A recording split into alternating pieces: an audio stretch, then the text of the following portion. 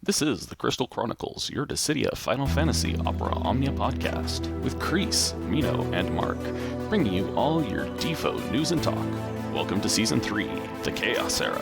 Now let's start the show. 光あれ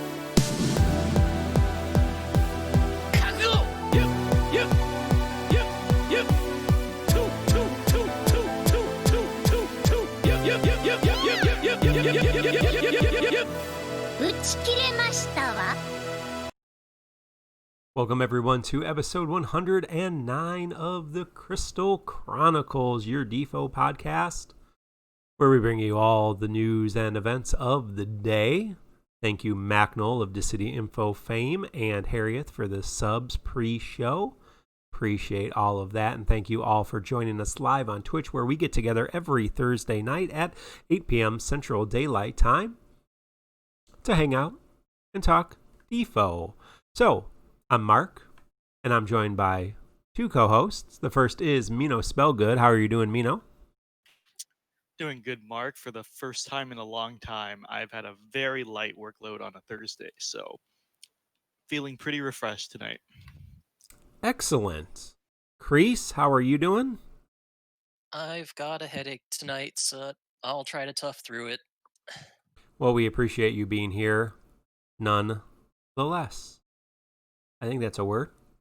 Well, hey, some news before we get into the many different things to talk about tonight.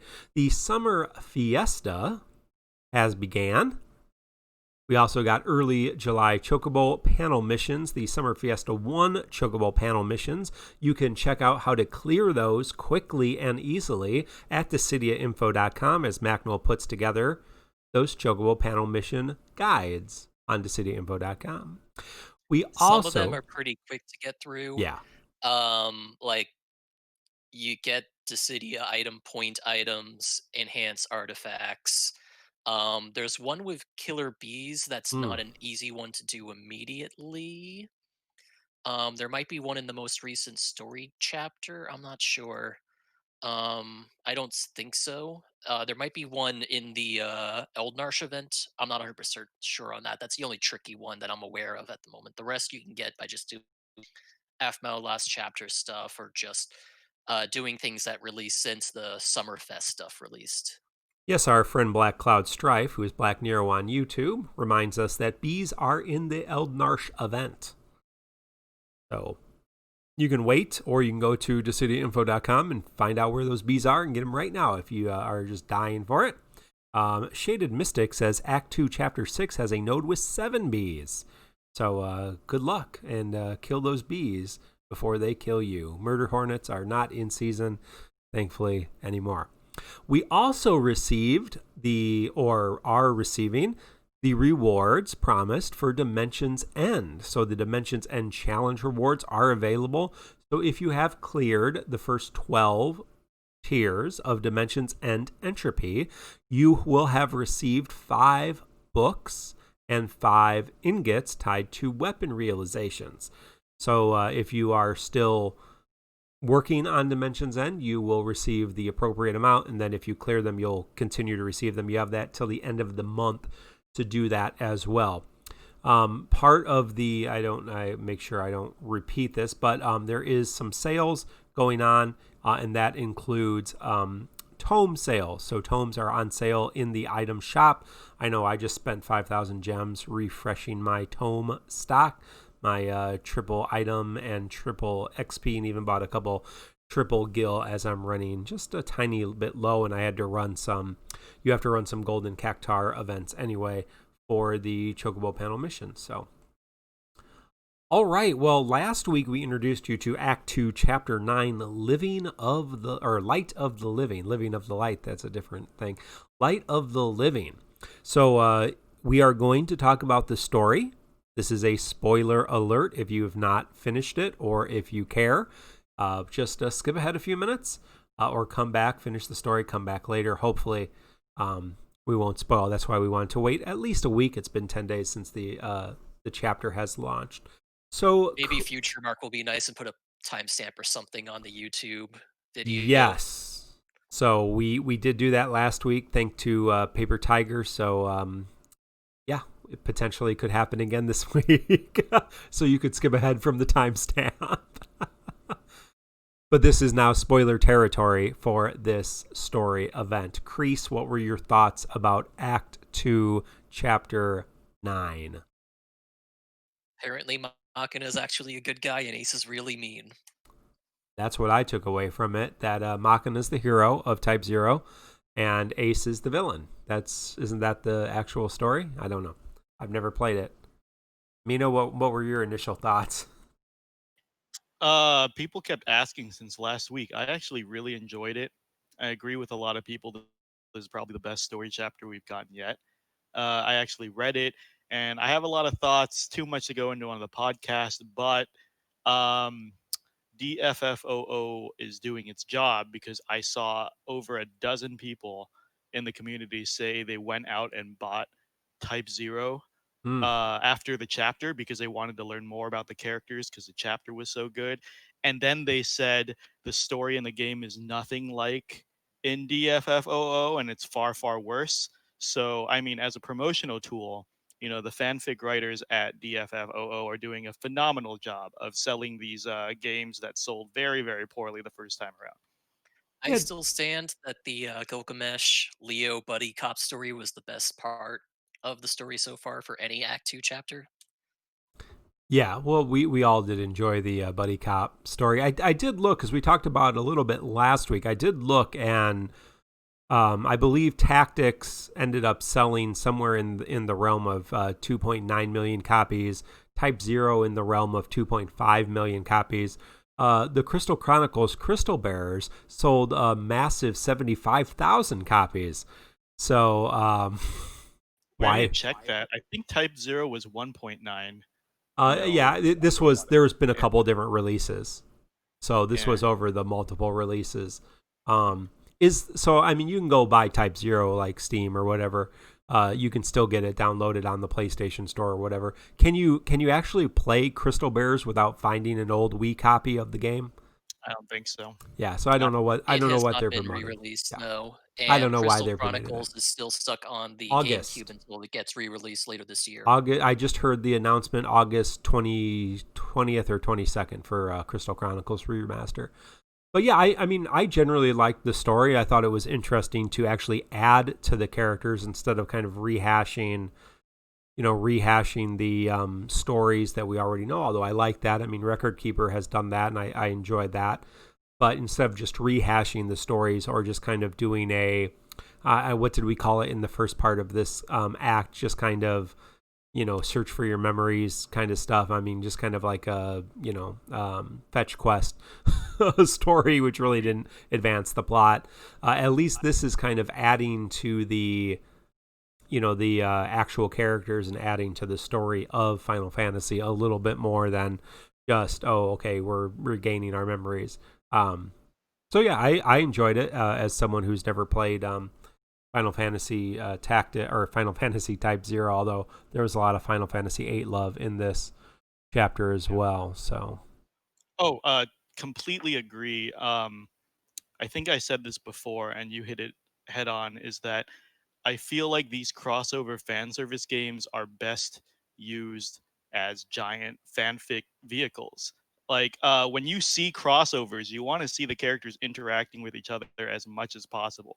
The first half of Act 2 was terrible because all it did was rehash old events. Like, oh my god, that FF14 chapter was basically just, the the lead up to Storm's Blood in shittier cutscenes. yeah. They had so many references where Papalimo dies in the same pose. Lise does the reveal in the exact same way. Everything's exactly the same. I was like, what the fuck is that's why I skipped so many story chapters. But it's such a waste because when you see anything, like when you go see an Avengers movie or you go see Justice League, you want to see all the characters interacting with each other, right? That's where you really milk these crossovers. And they're starting to do that because before they always like tiptoe around any spoilers. Yeah. They hint that people have died, but they don't outright say it, and they don't really do anything. But in here, they just full out say everything, and they have the Type 0 cast interacting with a lot of characters from a lot of different Final Fantasies. This is how the crossovers should be. And there's a little inversion. I mean, we're already in spoiler territory, but basically, if you're gonna do these games, a continuation after the original game is where you really pull fans in, and that's what they did, right? Like, in the original Type Zero, the roles are kind of reversed. Here, they give Machina his redemption, and they really give him a lot more characterization. And they showed like, oh, if Ace had been, if the things were swapped, it easily could have been Ace in Machina's shoes and vice versa. And they did a lot with it, which is very. I don't want I don't want to raise my hopes and say the future chapters will be as good. But whoever worked on this, I mean, clearly the Type Zero dev is leading the development on DFFOO, right? Yeah, obviously. We're doing some research for Arrow. In FFRK, they didn't start adding in Type Zero characters until year 4, deep into year 4. Before that, they only had Ace. Ace and Rem were definitely in for a while, and then Machina, but right. But they've added a whole bunch since the last year or so, right? Right, and right off the bat, you open the game and Rem is like the second character you get, and then it only snowballs from there. But so I mean, it makes sense that the Type Zero chapter was the best thing in this game. Yeah, SQEX Joshua Josh, just said something that, I don't understand. It. Yeah. I have no idea what those words that SQEX Joshua just wrote in chat are. So one of you are gonna have to help me out.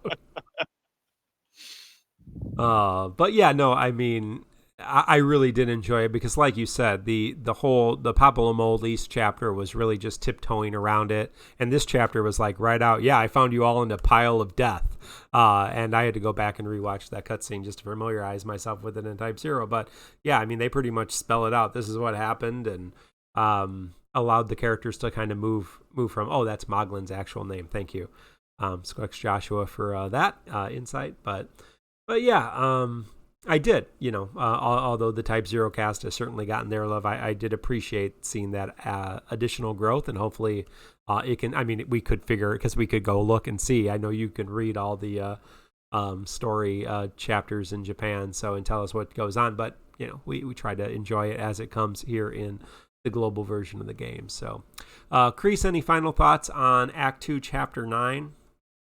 It wasn't as good as the Buddy Cop story. Yeah, well, you can only reach perfection once, I guess. So we'll just enjoy it. We'll just enjoy it as we got it. So we did have a chaos, which I believe you can still co-op if you're struggling with it. Just come on our Discord and find a group to help you out with it.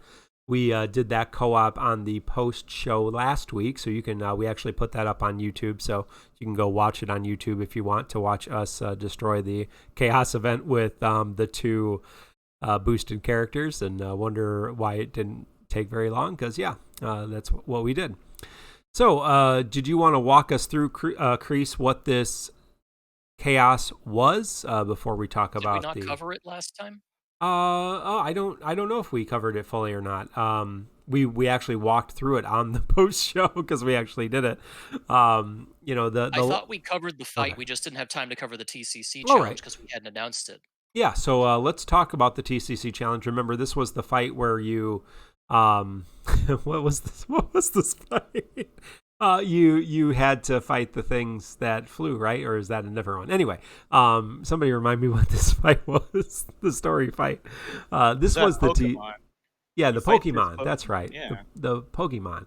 The TCC challenge was banning Cloud of Darkness, Kefka, Ace, the synergy characters, and Aphmau, Arceala, Kais, and Aranea. The X-Treme challenge was to bring Chocobo or Spirit Mog with no friend unit. So a limited ban for this particular event. Of course, Arceala and Kefka with their HP silence really took this down quite a bit, and the other characters were just either synergy or just really powerful right now. But that being said, that the boss was high resisted melee, I believe, which is the reason we left it at a pretty limited ban list.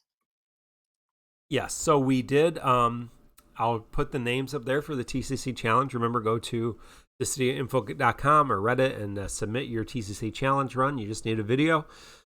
Doesn't have to Oh, be anything special, but you can upload that and share that. So more extreme challenge wins than regular for this one.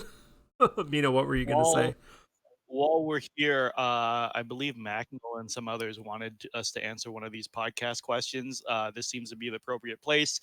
People asked why we are enabling Fujin, because usually the TCC challenge bans all the super meta characters, and Fujin seemed too good for this fight. And Kreese, do you want to take this, or should I just finish the explanation? You go ahead.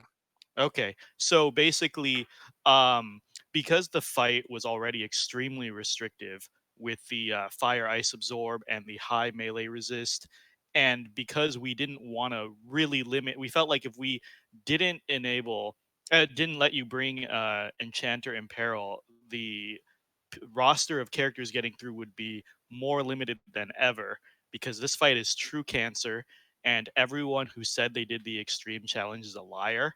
I tried it multiple times. I could not do it, so I don't believe that anybody else could do it. And so we allowed Fujin because we thought it would enable a lot more unique team comps, and we did see that. We saw a lot of Zidane and other melees that would have never seen the light of day. And plus, we have a ton of Enchanter Imperilers coming up, and it's just impossible to ban them all the time. It defeats the purpose of the game, defeats the point of pulling for them and everything. So we're just expect to be able to use these Enchanter Imperilers coming up. Maybe we'll ban Garnet.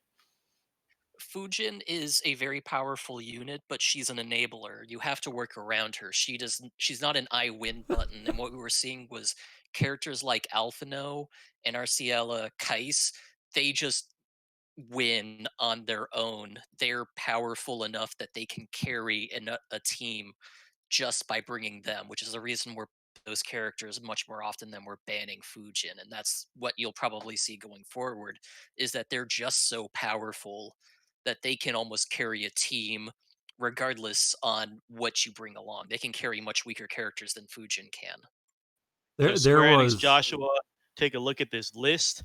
Probably need to ban everyone on here because cheaters. This is just unacceptable. There shouldn't be this many clears. There was a lot of Fujin. There was a lot of Lena, obviously, to prevent the debuffs. There were a couple. I mean, a lot of Enchant Imperil, including Shantoto, unrealized Garnet. Or just using Beatrix, Freya, and Lightning, 2 runs with that. Clay and Lithorinx both did that team. There may have been a couple other ones, but yeah, a couple, bringing out like Emperor, Lena, and Hope. Nurse Gamer did that. So there's some pretty creative strategies, and a lot of people obviously did clear it. So yeah, Spirit Moog made it too easy. It is that really did make it quite a bit easier. So thank you all for participating in the TCC challenge. We will announce, it's already been announced, but we will re-announce the Aphmau LC here in a little bit. So let's move from the story chapter to the other content that had recently released as of last week, and that's Abyss Normalis Tiers 4 through 6. Now, we didn't do a TCC challenge because obviously this was very restrictive already. 3 floors or 3 tiers of Abyss to go through. Each floor and each sub-tier or tier and sub-tier, different requirements, different codes, different characters you need or cannot bring. And then there was a chaos fight. Kreese, did you want to talk about the chaos fight for Abyss Normalis Stratum 6 Part 8? Yeah, and I'm also just going to comment a couple things and a couple more reasons why I don't think we'll do TCC challenges for Abyss going forward beyond just that it's relatively restrictive. A couple other reasons include that along with it having restrictions already, it's also permanent content. There's nothing tied to it.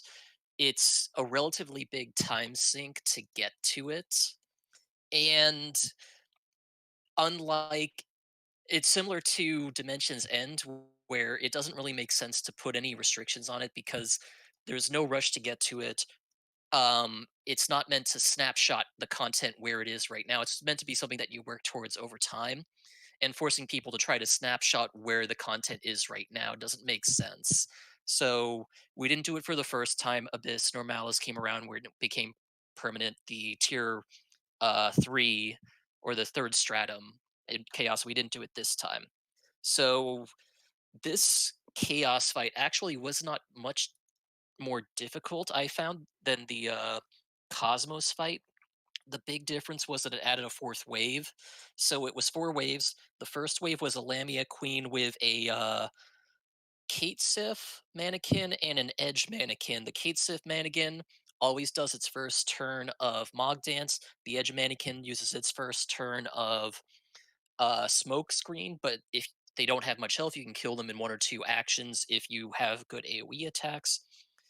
Second wave is the Crust Bursters, Rosa's Crust Beetles, sorry, the Crust Beetles, which are basically Rosa's Lost Chapter boss, so be careful of them. Don't let them break you. I think they activate that after a couple turns of action, or once they get below 50% health. Third wave of bosses is a Great Malboro and a Humbaba. Just be careful of the debuffs that will go out there. Just don't let it blind you too much. If you get blinded, be careful of wasting a lot of turns. Otherwise, I didn't find this wave too dangerous. And last wave is a Dark Bahamut. Know that its all attacks will always be Mega Flare. Be careful of that. Um,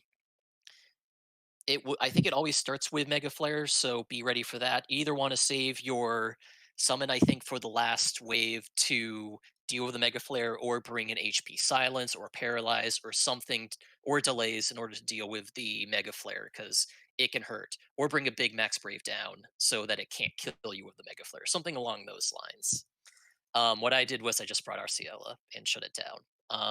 Mino, what are your thoughts on this? I didn't find it too difficult. I actually asked right after I finished it. So this was basically the Cosmos with an extra wave, right? Oh, I don't know. I mean, I saw your opinion echoed a lot. A lot of people were saying, "Oh, this chaos was really easy," and then when I said that, Jin Lee got real mad because he said, "Who did you use? Because this chaos is actually really hard if you didn't bring a meta." And I brought Kais, so I'm not one to talk, and I don't care enough to go back and actually try this one. So I'm not sure if I can write this off as easy, because everyone that did say it was easy, I think, ran pretty meta characters. So I don't know if we actually did like a TCC challenge for this, how hard it would be. Just like the Tyrant fight in Chapter 9, holy shit, is it a night and day difference between having the meta characters and not? Uh, I know we're seeing the power creep in this game, or it's actually creeping by, because if you have the meta characters and you're pulling recent synergy, these fights are a joke. And it's really showing. Like if you bring Cod or Kefka to this chapter fight, like most people didn't even, or Kais, you don't even realize what the mechanics are. And if you just take away like 3 or 4 characters, it's hell on earth. And this is like why the TCC challenge exists. And the Abyss might be the same. I haven't actually tested it, but it is good preparation going forward. We'll talk about this on the very soon. We're right before LDBT. We're gonna have Black Cloud on as a guest, but the synergy bias is getting more and more insane every week. It is so noticeable. You will cruise through this game if you use the most recent characters. And if you just say don't use anyone in the last 2 weeks, this game is hell on earth. The I mean, difficulty is I ridiculous. just want to jump in, and a lot of people in chat are commenting that Arole says she just brought an Arciela friend, and that was sufficient to shut down this. Some people summoned on Beetles. I summoned on the third wave to shut out the Malboros. Other people are saying they summoned on the Malboro. Some people are saying it was a pain without Galuf. I didn't bring a tank, and I didn't have an issue because I I just shut down a couple waves with I summoned to shut out the debuffs from the Malboro. um, some people brought Squall Snow Diesel. I mean, it looks like even though this fight might just be, the Tyrant fight, sorry, Arrow, but this doesn't seem like it was a fight where you just need to bring the tip top meta. You just need to bring a reasonable team because we have 2 HP silencers, we have a lot of delayers.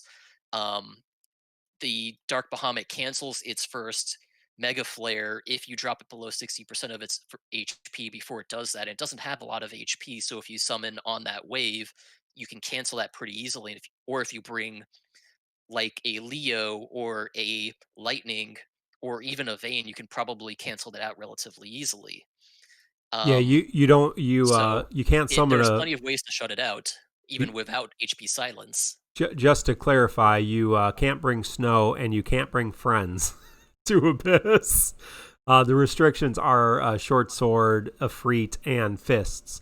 So, but I mean, it's just not. So Short Sword and Fists really don't negate a lot of our powerful units. And talking about meta, we just have a lot. I mean, right now, I mean, it's not. I think maybe in Japan in terms of the last couple weeks, but I mean, if you have 3 good characters from the last couple months, right? We're not talking just a couple weeks of synergy bias. We're talking about the last 2-3 months of characters are pretty. I mean, we're still using RNA, although that's a time traveler. But yeah, I mean, pretty much anybody from the last couple months, certainly from 2 months ago, is not going to be a problem. But yeah, I mean, I again, I think right. Meant Zach, not Snow. Oh so yeah, Zach. No, I was just clarifying for people at home. Yeah. You can't bring Snow. Zach Squall Diesel was able to bring it down. So yeah, I mean, I just think we're in this point, as Macnell's saying in chat, that our roster right now is kind of at its peak in terms of the majority of characters are viable, where that may not be very much longer. And in the past, there has been a little bit more upkeep in terms of the power creep. But right now, I mean, yeah, I think, and I really think character boards make a big difference. I think characters right now who have character boards are just that much more powerful. And so chaos is a little bit easier right now because we haven't hit the power creep to kind of match that because we were just introduced to this. So it's all fair feedback. And really, I just wanted to voice it just in case we're ignoring, because like I said, I brought meta, I didn't think it was particularly difficult, but Jin Lee was chiding me about it. So honestly, if you guys disagree, please send all your thoughts to Jin Lee. He's very easy to find on Discord. He has a YouTube channel. Let him know that he's over exaggerating, and this is leave us alone. But I mean, you just felt like a fight where you had to willingly ignore multiple fight mechanics to come up with a team that would struggle. I mean, you almost have to you'd have to dig deep to struggle with that, or you'd have to really handicap yourself, right? Really handicap yourself, and then play badly, and like randomly put a team together that had no synergy whatsoever. I mean, if you put, if it could work, it could happen if you're like Macnell and you only invest in characters that you need right now or specific favorites, you could find yourself in that spot. But it's very unlikely for most of us that we're in a spot where if you're pulling for specific meta characters or you're pulling pretty regularly, you probably have a roster that can deal with this Abyss fight. If you only like short sword and fist users, you were kind of on your own for this fight. That's for sure. There was not a lot of months. If you only like short sword and abyss and fist users, you probably did not get to this chaos. Yeah, you probably didn't get this far. But yeah, no. Obviously there are characters that make it, and the more recent meta do eat through this pretty easily.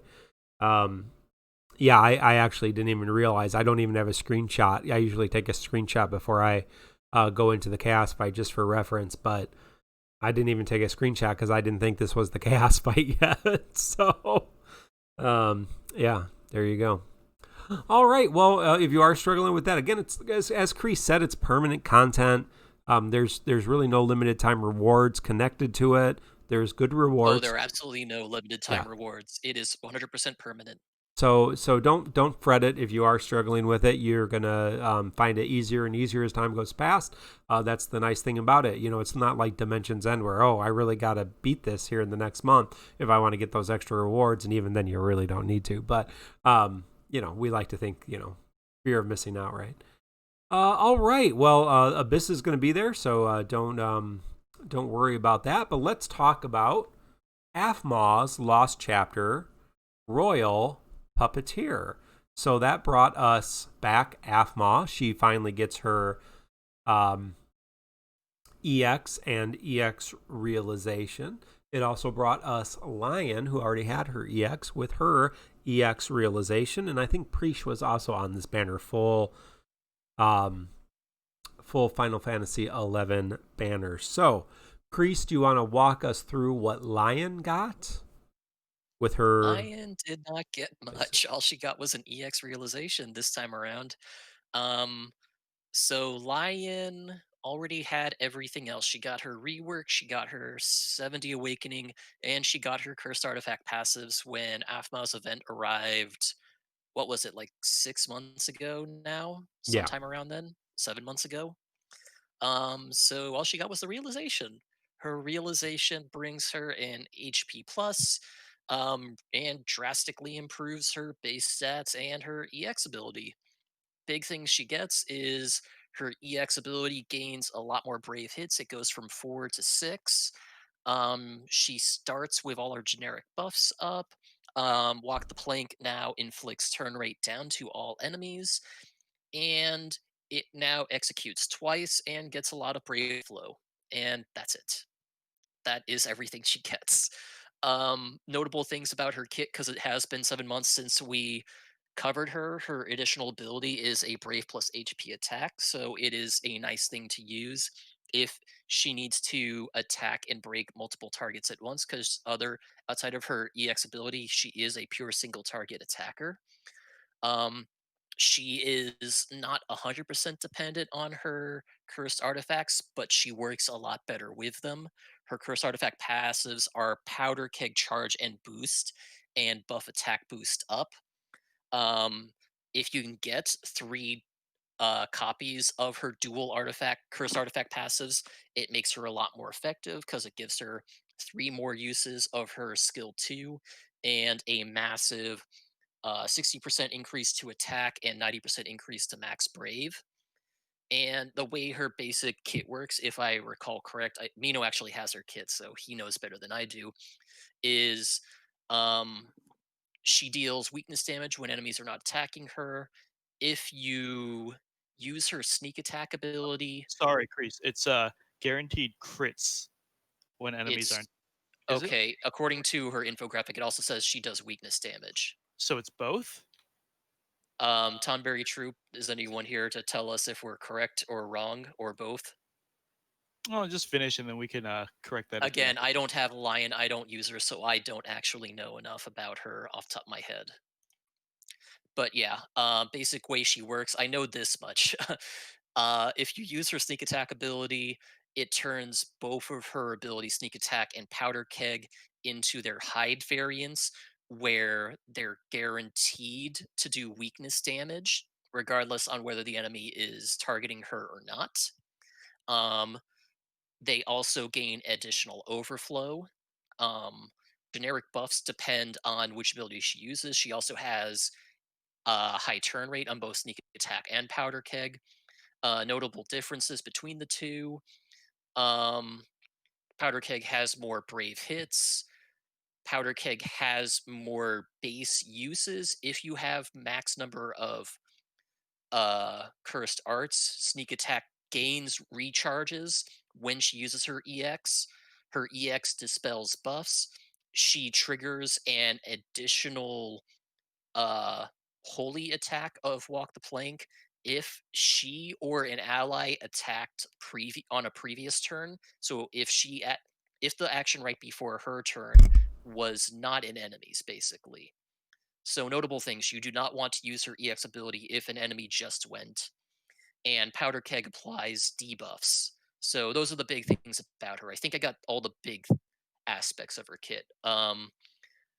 I don't really have a lot to say. She's a good damage dealer. She's mostly single target. She can do some splash damage. She does some AoE damage with her EX. I'm not really too familiar with her EX recharge and how that works out with her abilities. She's okay. I mean, she's kind of middle of the pack for how damage works out. Um, Not great, not terrible though. I mean, she's probably in the same kind of she probably fits in the same kind of level as I'd probably say an Ida or a Preesh is. She's simpler to play than Preesh, probably about the same as Ida. Would you say that's about fair, Mino, or would you put her somewhere else? Uh, shit, that's a hard call. Or Ida sounds like a good measurement. Maybe a little lower. It's all situational. We talk about skill floors, skill ceilings. Like depending on how hard she hits, depends on if she's targeted or not, and then that depends on the enemy she's fighting, right? Whether there's a lot of all attacks or whether you have a tank in the party or not. So I guess you could fluctuate below or above Ida. Oh, did you have more, or should I? I don't really have anything else to say about Lion. I've never been a fan of her kit. I've skipped her at every opportunity I've had, so I don't really have any solid information to give beyond what I've said. I might have some thoughts after you and Mark give your input, but I don't have anything else at the moment. Sure. I mean, let me preface this. A lot of people in chat right now today have been saying we're currently in the new garbage time. I didn't think about it like that, but there's this discussion and a bit of an argument in our chat, and I guess there's something to say about that, where basically the characters are just um, out creeping the content at this point. And really, if you have like Arciela or Kais or whatever, you can carry anybody through the content. So any of these damage dealers are pretty interchangeable and replaceable and don't really stand out. And I guess I never saw it that way. And they have a point, and it is hard to sensationalize any of these characters. Like you said, just like you said, it seems like a bland kit. I guess it's okay. You can bring them, and it is really hard to start separating them at this point. So I can only approach this from factual perspectives at this point. So I'll just add on to pros and cons um, that are objective to her kit.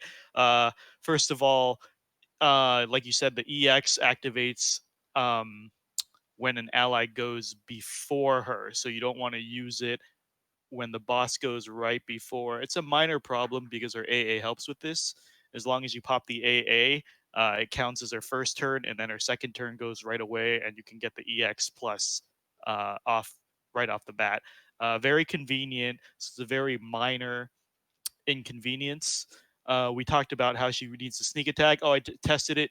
You were right. It's weakness, damage, and crit. So I guess there's a lot of shaving potential there. But the brave hits in her kit are kind of low compared to the other DPS around this slot. So it is like she'll probably be hitting the 9999 easily. Um, but her kit's a little clunky, right? I think she's got melee, ranged, and magic, all three in. Oh, I forgot about that. Yeah, she Yep. is melee, ranged, and magic across her full kit.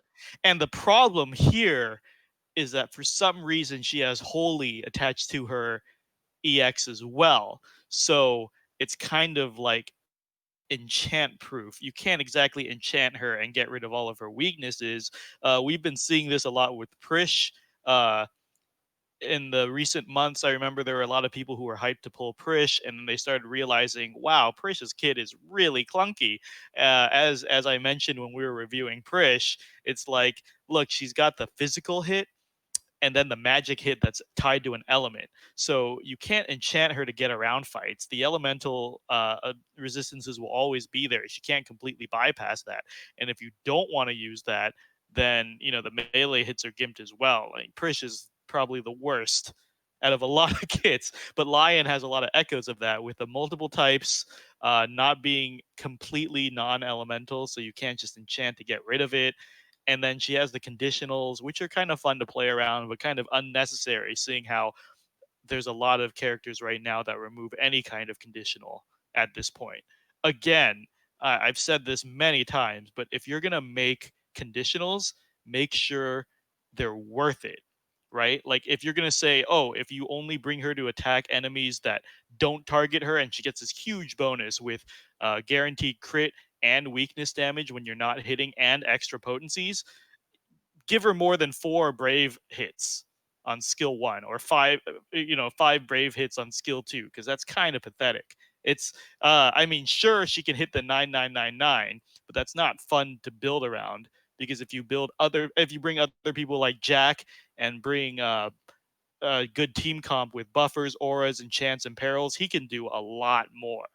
And it's just, if you're going to give her such specialized conditionals, don't gimp her like this, because it's just, not only is it just more difficult to use, but less fun to use. Characters that specialize need big advantages. Otherwise, what's the point in bringing them? Other than that, fulfilling roles, she doubles over the defense, the debuffer role. She is also good for the dispeller role. Damage. The only thing that really stands out on her kit is that the EX plus does a ton of damage if you get the conditionals right. So that's good, because she gets brave refund, and she's doing over 100k, over 120k easy in the right situations. But the rest of her normal abilities are just kind of lackluster for how much you have to set them up. Oh, and she gained turn rate down as a debuff, so that's kind of cool, I guess. Mark, do you have any thoughts? Yeah, turn rate down is great. That's pretty much all I have to say about. She dispels, right? Did we say that? Yeah. She does She dispel. dispels. Yeah, she's not bad, right? Do you have her, Mino? Did you invest in her? No, I didn't. Okay, Just again, like, all these DPS are getting extremely right. generic. It's really hard to buy into just one now. Yeah, no, uh yeah, I didn't pull her, so I still don't have her EX. So I don't have any firsthand experience. I've really never played with the other played with the character at all. Period. She does have cursed arts. She is, she has all 3 damage types. She's just a weird. She's always been kind of a weird kit. But I know, watching people play her in the first EX era, when she got her EX, she was able to do decent damage, able to fulfill some utility. Now she has a little bit more utility. So I mean, I think if you like the character, you're going to be able to, uh, yeah, I think you're going to be able to be okay. So yeah. Um, and Mark in chat brought up a good point. I forgot about the cursed artifacts. She's decently reliant on artifacts. You want at least 1 perfect and at least 3 of the buff attacks to make her a viable character. So there is a bit of farming on that. That probably turns a lot of people off too. She can't ignore it as well as Yuna, or who else? I guess Sarah doesn't really need perfect artifacts, She but doesn't need perfect, but she wants some of them. yeah, she wants at least one. You want 3 buff attack ones, and you want at least 1 perfect for sure. And then Arrow saying the rest is like 108s and stuff. Like, she's more artifact dependent than most. So I guess that is another point to consider. Any closing thoughts, Kreese? I think we got everything. The cursed artifacts are a big turnoff. As long as there's no boss that resists any damage type, she works okay, and we have not seen too much of that lately. Bosses have tended to not have that as frequently, so it hasn't been as big an issue, but when it does pop up, it is a nuisance for her. All right. So I guess that brings us to the next character on the banner. Kreese, do you want to walk us through Aphmau? Aphmau has a complicated kit. Let me start with what her rework did. It actually isn't too much that it did. It just did some small tweaks. Shield Subverter got her battery converted to a party battery, some extra brave hits added, and some buff duration boosts. Six Element got some brave hit additions, HP splash damage, and buff duration additions. HP Plus got an additional brave hit added, and she got an EX ability. Her EX ability is called Activation and Imperial Authority, which is a fast charging EX that does single target brave plus HP at damage. It gives her a new buff called Willing Courage. I'm not even sure what this does. Oh, it's a party brave in brave boost and self attack and max brave bonus. The big thing it does is a new mechanic called Ovyong and Mning, and I still can't remember how to pronounce those. Those are her puppets. She basically summons her puppets. While her puppets are active, they're active for 2 turns. She gets access to 2 new abilities that replace her Brave and HP commands.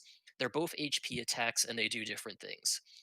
Um, her Brave command is replaced by HP attack Mening, I think. It gives her allies automaton and fine tuning, and it batteries the party, does a Brave plus HP attack, and gives her a self Brave gain after it. So basically, it protects her against a break afterwards. Keep in mind that both of these are instant turn rate and do not increase turn count. So basically, they're free turns after her EX on her next turn. The second one that replaces her HP attack is HP attack plus Ovyong, which is an AoE Brave plus AoE HP attack that gives her allies automaton and optimization and gives all enemies speed down. And these 2 things also get improved by if you fully realize her EX weapon, which basically just makes it so that they do some additional things. Her Ovyong's HP attack gets additional brave hits and more brave overflow. Meneng's HP attack gets a party HP heal. So those are the gimmicks. The other realization gimmicks are Imperial Authority gets stronger. Aphmau starts with her personal buffs up, Meneng's tactics and Ovyong's tactics, so she doesn't need to set them up anymore, and a fully charged EX gauge. And that's it. Those are her big gimmicks. So basically, she gets the ability to set herself up more easily, and she gets a button that she can push, her EX ability that she can push more frequently. She still has, so basically, she gets some nice bonuses. She can put her speed down on targets much more easily. She doesn't have to rely on her skill 2. She can spread her buffs much more readily because she can do it very quickly for basically free turns after using her EX ability. And I think that's all I can say. She has all of the gimmicks she had before. She has Brave damage reduction. She has debuff evasion. She has Brave regen. She has speed boost. She has attack and max brave bonuses. Her big downside is that she takes a lot of buff slots, and they're frame buff slots. She takes 3 buff slots on herself, 3 buff slots on party members. And for some complicated reason, Square Enix thought that they had to be different buff names on herself and on party members, and I don't know why, but they did. So just keep that in mind. They're basically the same thing. The buffs on party members are slightly weaker than the buffs on herself, but they do basically the same thing. So yeah, that's the basics of her kit.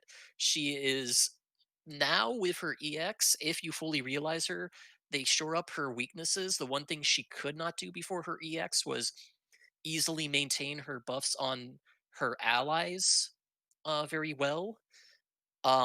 She had to do a dangerous game of juggling both fine tuning and optimization with her Brave Plus and HP Plus. She can do that much more easily with her EX and using Ovyong and Minajing's, sorry, I'll never pronounce that correctly, instant turn rate abilities. And now she can do that much more readily, especially with the fast charging EX. And she can heal thanks to her HP attack Ovyong. Not HP attack Ovyong, HP attack Neijing. So she has that going for her. She got the HP healing she needed. That was one thing she was lacking. She's a very reliable defensive support with HP brave damage reduction, HP healing, and debuff evasion. She fills out all those slots you need while still bringing some reliable damage. So if you're lacking in debuff evasion, if you missed Ignis, if you missed Lena, if you don't have selfie, she can fill that slot and do it pretty well. Or if you just feel you want an extra debuff evasion slot filled, she can do that too. I did not pull for her this time around. I decided I'd rather pull for others, but yeah, I think she's a really solid character. Let Mino take it from here, fill in what I missed. Sure. Shit, I don't know where to start. This is an extremely good character. Uh, in contrast to Lion, where we're saying all the DPS are getting generic, while Aphmau doesn't have the most unique mechanics. She has a lot of mechanics and definitely some unique ones, as in there is no direct overlap with her kit for the next like half a year. Next 6 months easy. The last debuff immunity we get for a long time. Three unique buffs on herself and party members is also a very cool thing. Basically, like I know as the roster grows, it's going to be harder and harder to differentiate the characters, but this is a good step. The FF11 dev has always done really well to make all the FF11 characters stand out, except for Lion. I guess he came in during Chains of Promethea. No, he hates He was drinking that day. yeah, he came in and Ottergon. So Aphmau's and On, everyone there is really good. Whereas like Lion and Prish, forget about it. But she is a very, very good character. I can't overstate that enough. And it's just hard for me to say meta must pull because there's just so many good characters now, right? Like as people are saying, this is like a different kind of garbage time. There's just so many good characters that you can really pick and choose and skip some of them easily. And I think all of us co-hosts skipped her for various reasons. Kreese, what was your reason for skipping her? I've pulled a lot of characters in the last month and a Right, half, and exactly. I'm going to be pulling on a lot of characters and purpling a lot of characters going forward. And I had to draw a line Right. somewhere, and I don't have any connection to Aphmau, so she was the character I decided to skip. Right. And so for me, I skipped because her EX was the only weapon on the banner I didn't have MLB, and that's just bad slot machine odds that I didn't want to play. And secondly, is while this is an exaggerated problem, I don't like supports that pile on the buffs. Three unique buffs aren't terrible, but there are definitely characters out there who self buff more than three, and maybe with their own unique or two. And I just Pinello's an insanely strong character, guys, but I try to use her as sparingly as possible because her buffs clash so much with other people's, and I just don't like that playstyle. So it's a personal preference. But if Resfoina is listening, this is completely a pity-worthy character, and you should definitely throw 75k gems before she leaves. Honestly, trust me, Res. Everybody. But yeah, extremely meta character. She does a little bit of everything now. Debuff immunity, very, very strong.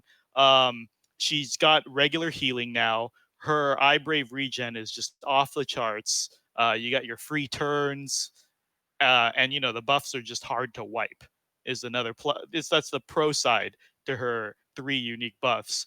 I I don't know what to say about this character other than she's extremely, extremely good. Uh, I'm glad the EX finally brought the puppets, and as we know, later in JP they get even more animation rework, so that's always an incentive to pull. The puppets are amazing.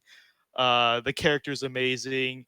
Even has AOE speed down. There's just nothing bad to say here.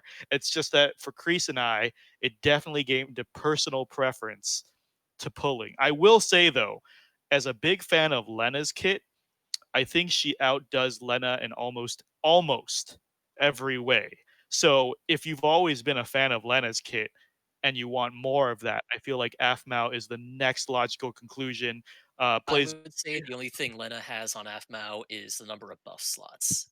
yes, right, exactly. But Aphmau beats Lena in just about everything else. Yeah, there's a few things, I don't want to get too into it because it's Aphmau's eval, but like yeah, Lena has is more aura based, less Lena has more healing, but is more exactly, yeah, aura based. over time, Has yeah.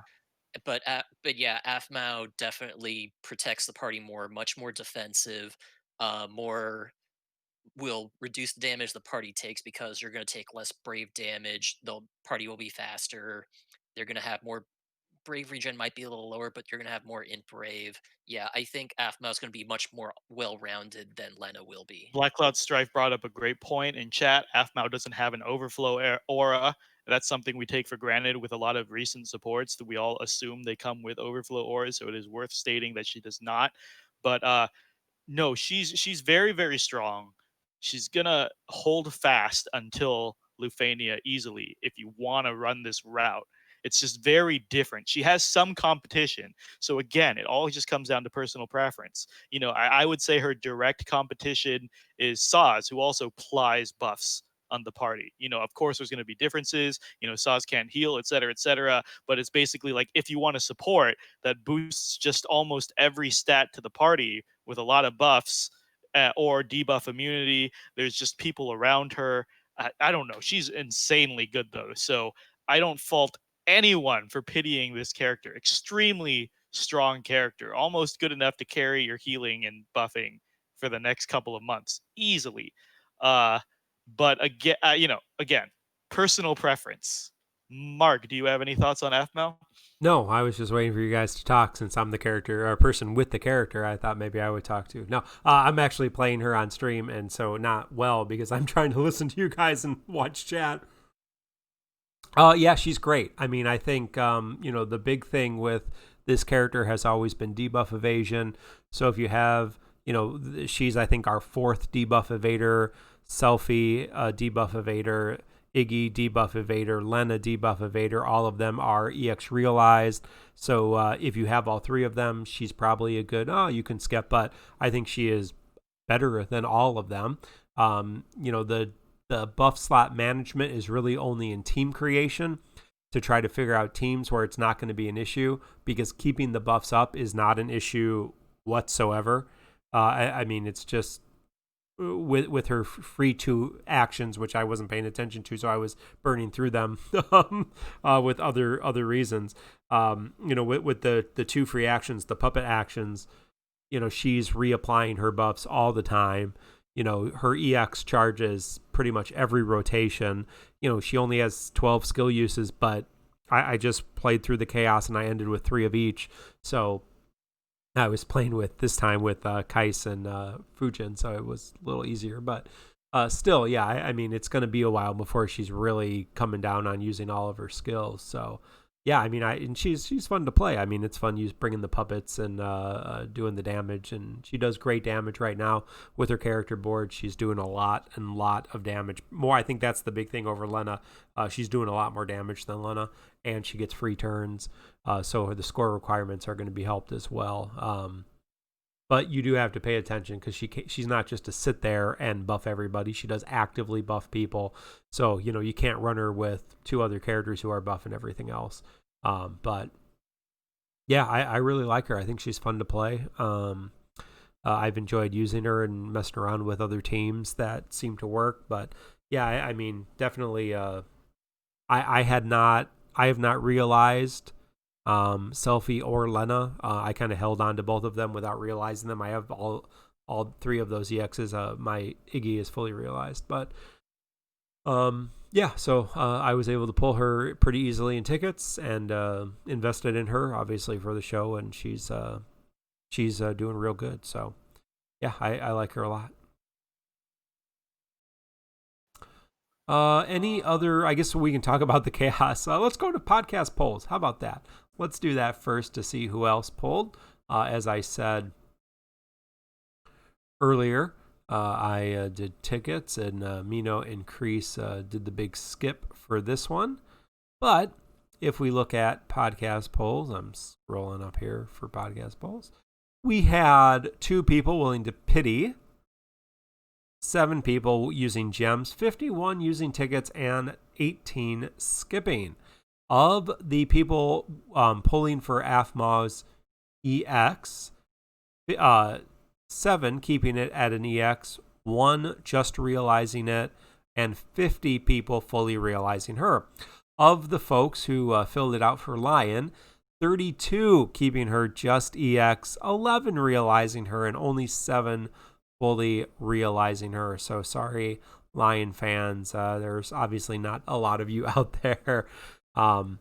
But yeah, Atui is saying, I love Iggy, but his damage output is dragging the party back at this point, and I agree 100%, which is why I didn't feel bad investing in Aphmau at all, because her damage output's much better, and character boards I think is a big part of that, and just regular power creep as well. She has a new EX and a new realization, so that goes to help a lot.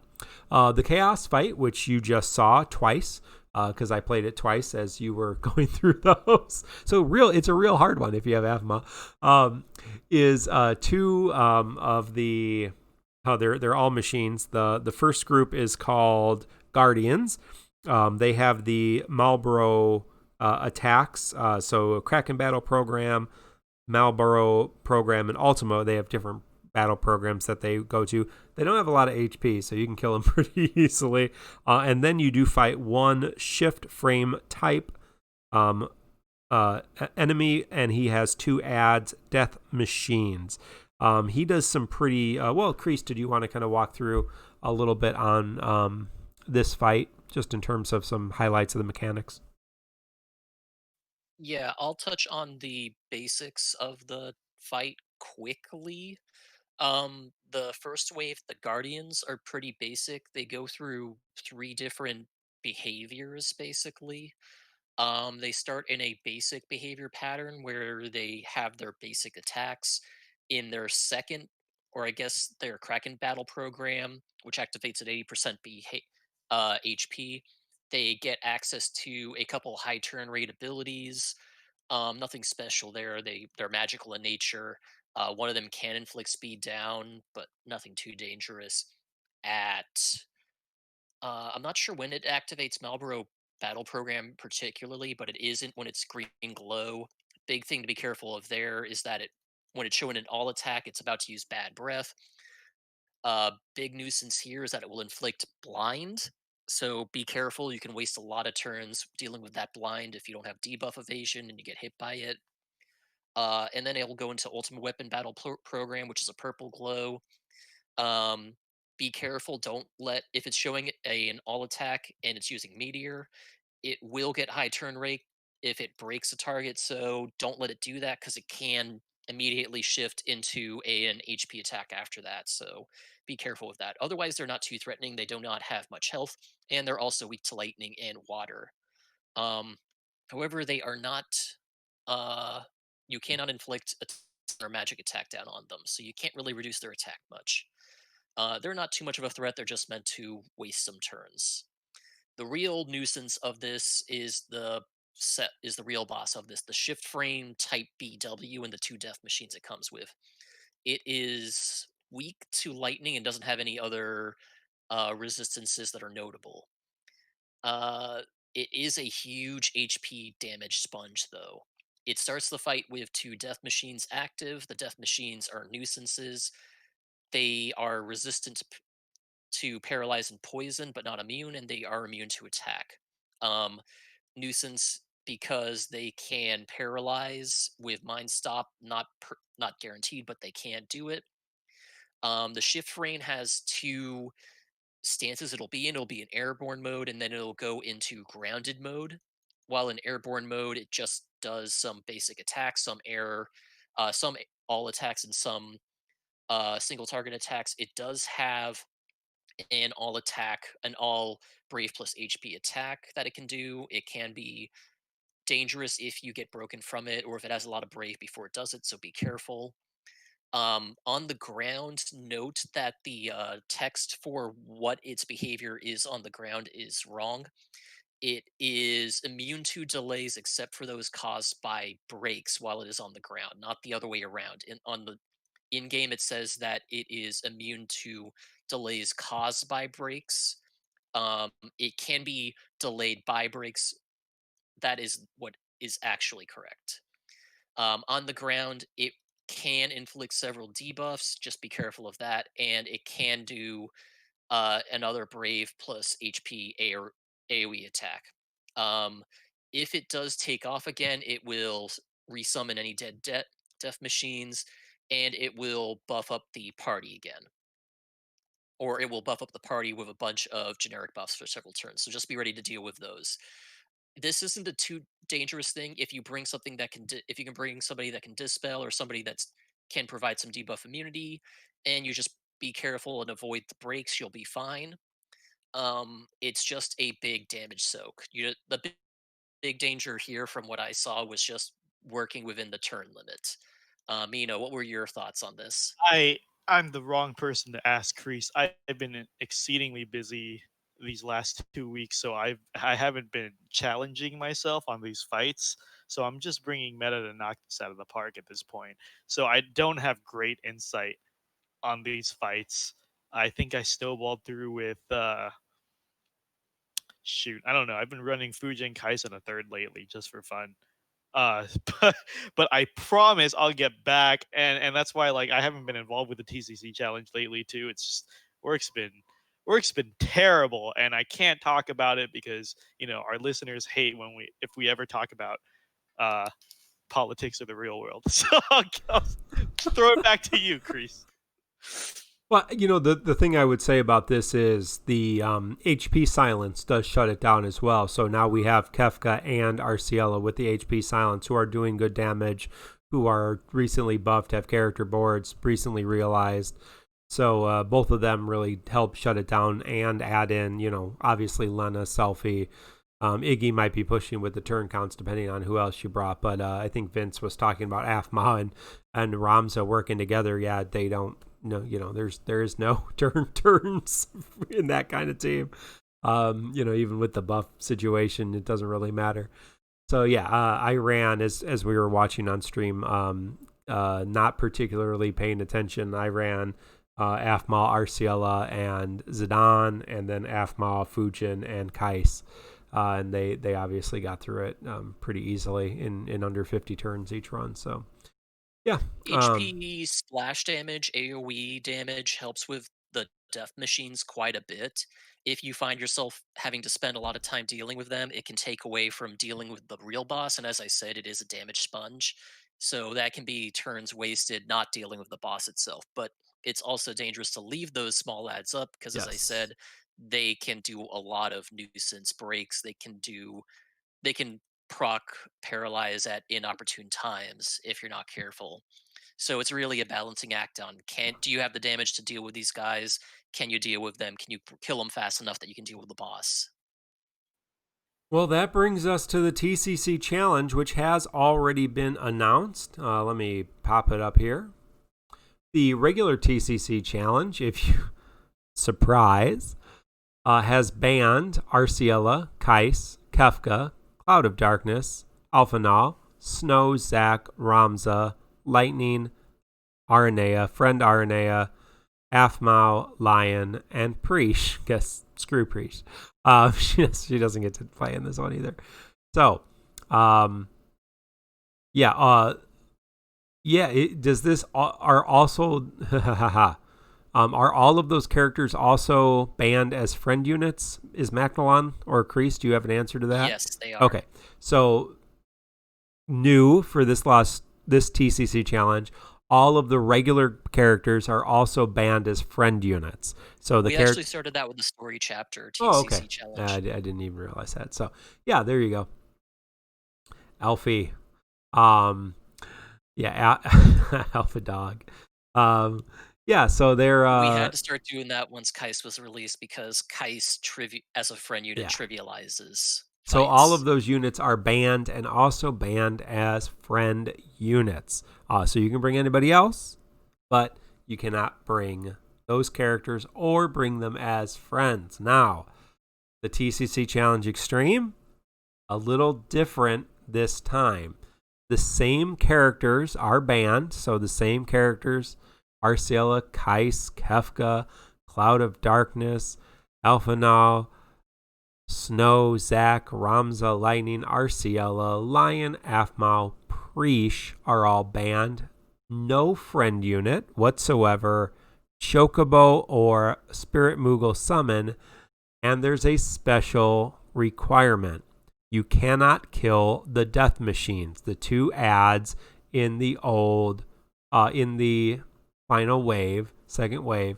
you cannot kill them. They have to be alive throughout the fight. Now, the main machine does heal them throughout the fight, so don't worry about splash damage too much. But they, in fact, will... Wait, Mark, I have a question. If it's death for the death machines, how do you finish the fight? Because you actually do have to finish them off. Right? That's an old graphic. Yeah, I don't know. Oh, this is the old graphic. I don't. I'm sorry, I couldn't resist. I don't know. You just keep playing forever. It's so you kill them after you have to kill the main thing first, I guess, right? Well, I've just after shared the new main one boss several dies, times. then you kill the death machines. That's Come the way on, it works. people, read. This is a test. Figure it out. If Figure anyone it out. submitted, you're lying again, because this is another impossible challenge, just like the Chapter 9 Chaos. So we just wanted to weed out cheaters, see if they were reading, and see if anyone submitted any fights. Actually, the first person who met this challenge showed it Macnil a screenshot and said, "What do I do now?" You win. That's it. No, you don't have to be. You don't have to be done. Yeah. No, that's it. You win. Just cut the video. Cut the video, and you win. Don't have to complete it. Yep. Just oh, hey, I didn't get an updated graphic. Blame somebody else. It's on the page, Oh, I think. That's what I see. I don't see it. Anyway, you guys all figure that out and submit it to the call to arms, thecityinfo.com or Reddit, and you should be able to figure that out. Well, let's talk about some more news. If that wasn't all exciting enough, we have the beginning of the summer Incursion event. We did get some goodies with that. We have a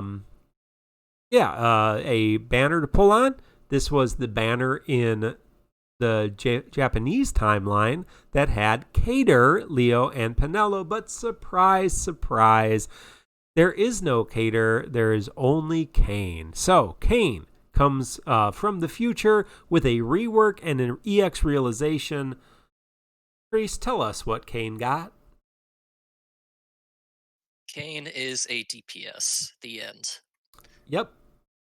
Okay, I'll actually talk about what he got. So Kain got a pretty substantial rework, but he's still a DPS. He also got a fancy new costume that I forgot to add on the outline. I'm sorry. He did. Kain got a bunch of ability uses. He's up to 10 uses of Gungnir and 7 uses of Jump 3. Jump 3 got a Brave Gain Overflow plus more Brave Stolen Overflow. It is also a 50% HP splash damage. Gungnir gained a Brave Gain before a single target additional Brave hit. Oh, by the way, Jump 3 is now AoE Brave hits. I forgot about that. His Brave ability replacement Jump is now AoE Brave hits.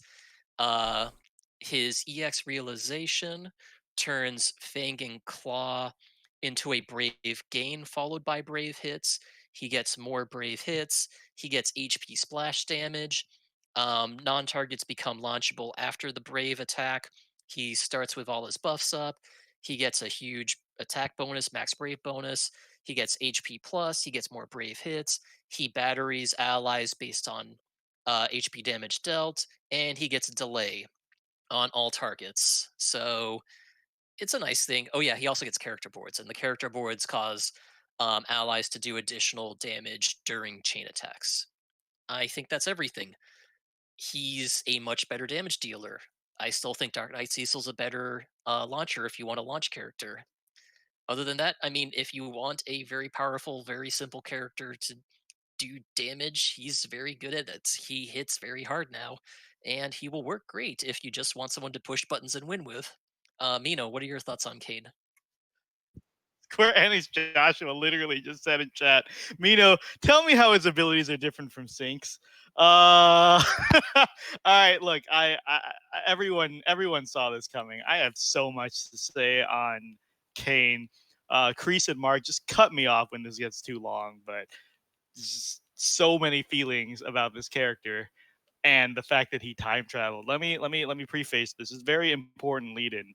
All of us are gamers who are on the online sphere a lot, and we know that there's been a lot of drama in gaming communities online recently, and DFFOO has been no different. It's been a roller coaster with Kain's release, because I love Kain. Him coming early was the greatest thing in the world. And then, so when I found out he was coming, I was just elated. And then when I found out that Cater wasn't coming and Eamon has been waiting for weeks for it, I was just ecstatic. You know, like it made me even happier that Eamon wasn't getting Cater.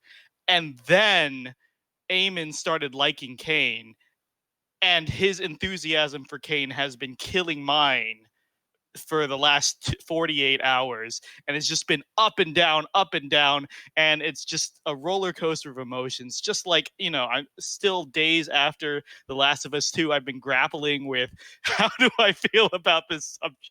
But that aside, first let me preface that I am very grateful. If I doubt I'm that important, but if like Square Enix Josh had some influence on this, because I've been saying for months, bring Kain early, because he's going to have very little impact for time traveling, and to give him a little bit of spotlight, I'm very happy about that. But let's tackle this subjectively now. I have mixed feelings. Kain's early. I'm going to use him in as many chaoses as I can, and I'm going to have fun with him, and I love it. I bought his Hobo Kain costume. You know, it's great. This is such a treat. But also, seeing Kain this early also shows me how much Team Ninja hates Kain. Because if we want to talk about earlier with Lion, how generic these DPS are getting, Kain is the prime example of that. Kain is one of the last people to get his EX plus. It's fucking terrible, and it feels like they just put all these good ideas into every other character, and he got every other leftover. It's kind of like, here, Kain, you can have some splash, you can have some AoE brave hits. Here's a launch on your EX. Here's some battery with it. Here's a delay. Here's you know, I guess more overflow on your skill 2, more damage. Here's an AA that will give you a little more brave if you do it under 50% brave. It's just, I think I was telling our Discord, some characters feel insanely focused, and I use Jack as an example. Everything in Jack's kit has a theme and builds to a point. It all makes sense. There's a rhythm. He uses his EX. He drains himself down to 1 HP.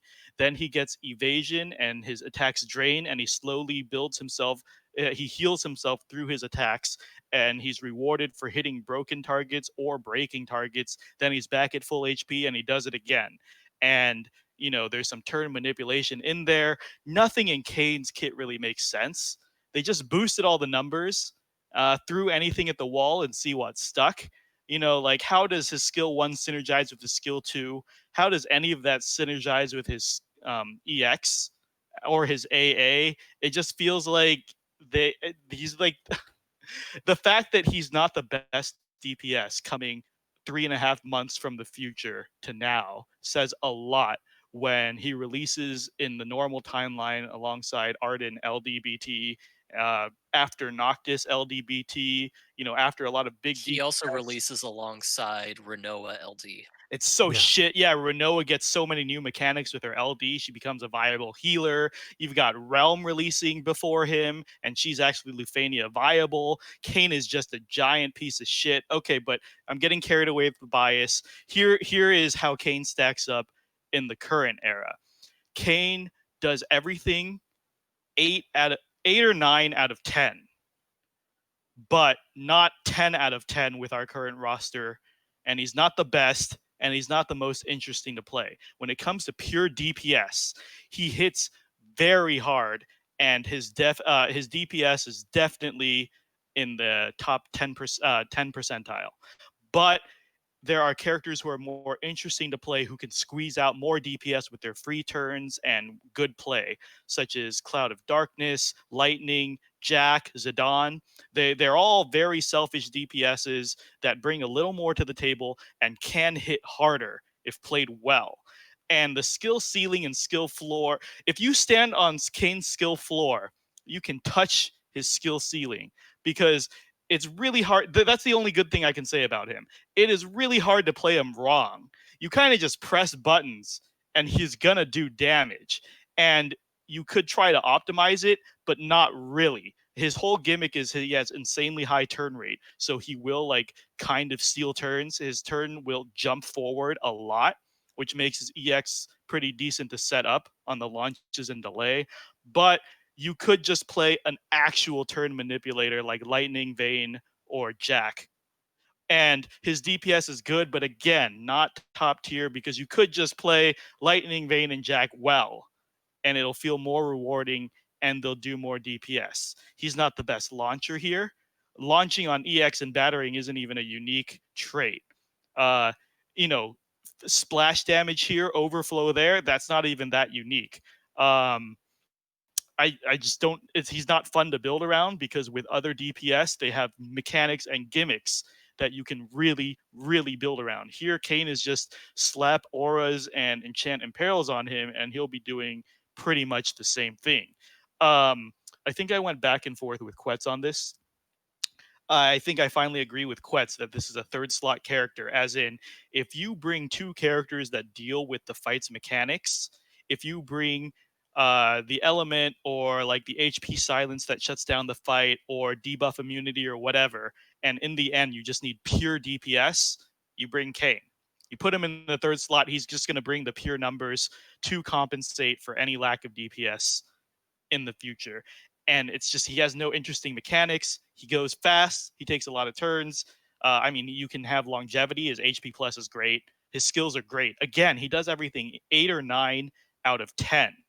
But the fact that he's come this early and he's not a 10 out of 10, and he's not particularly fun to play or build around because he's so generic, it's rough.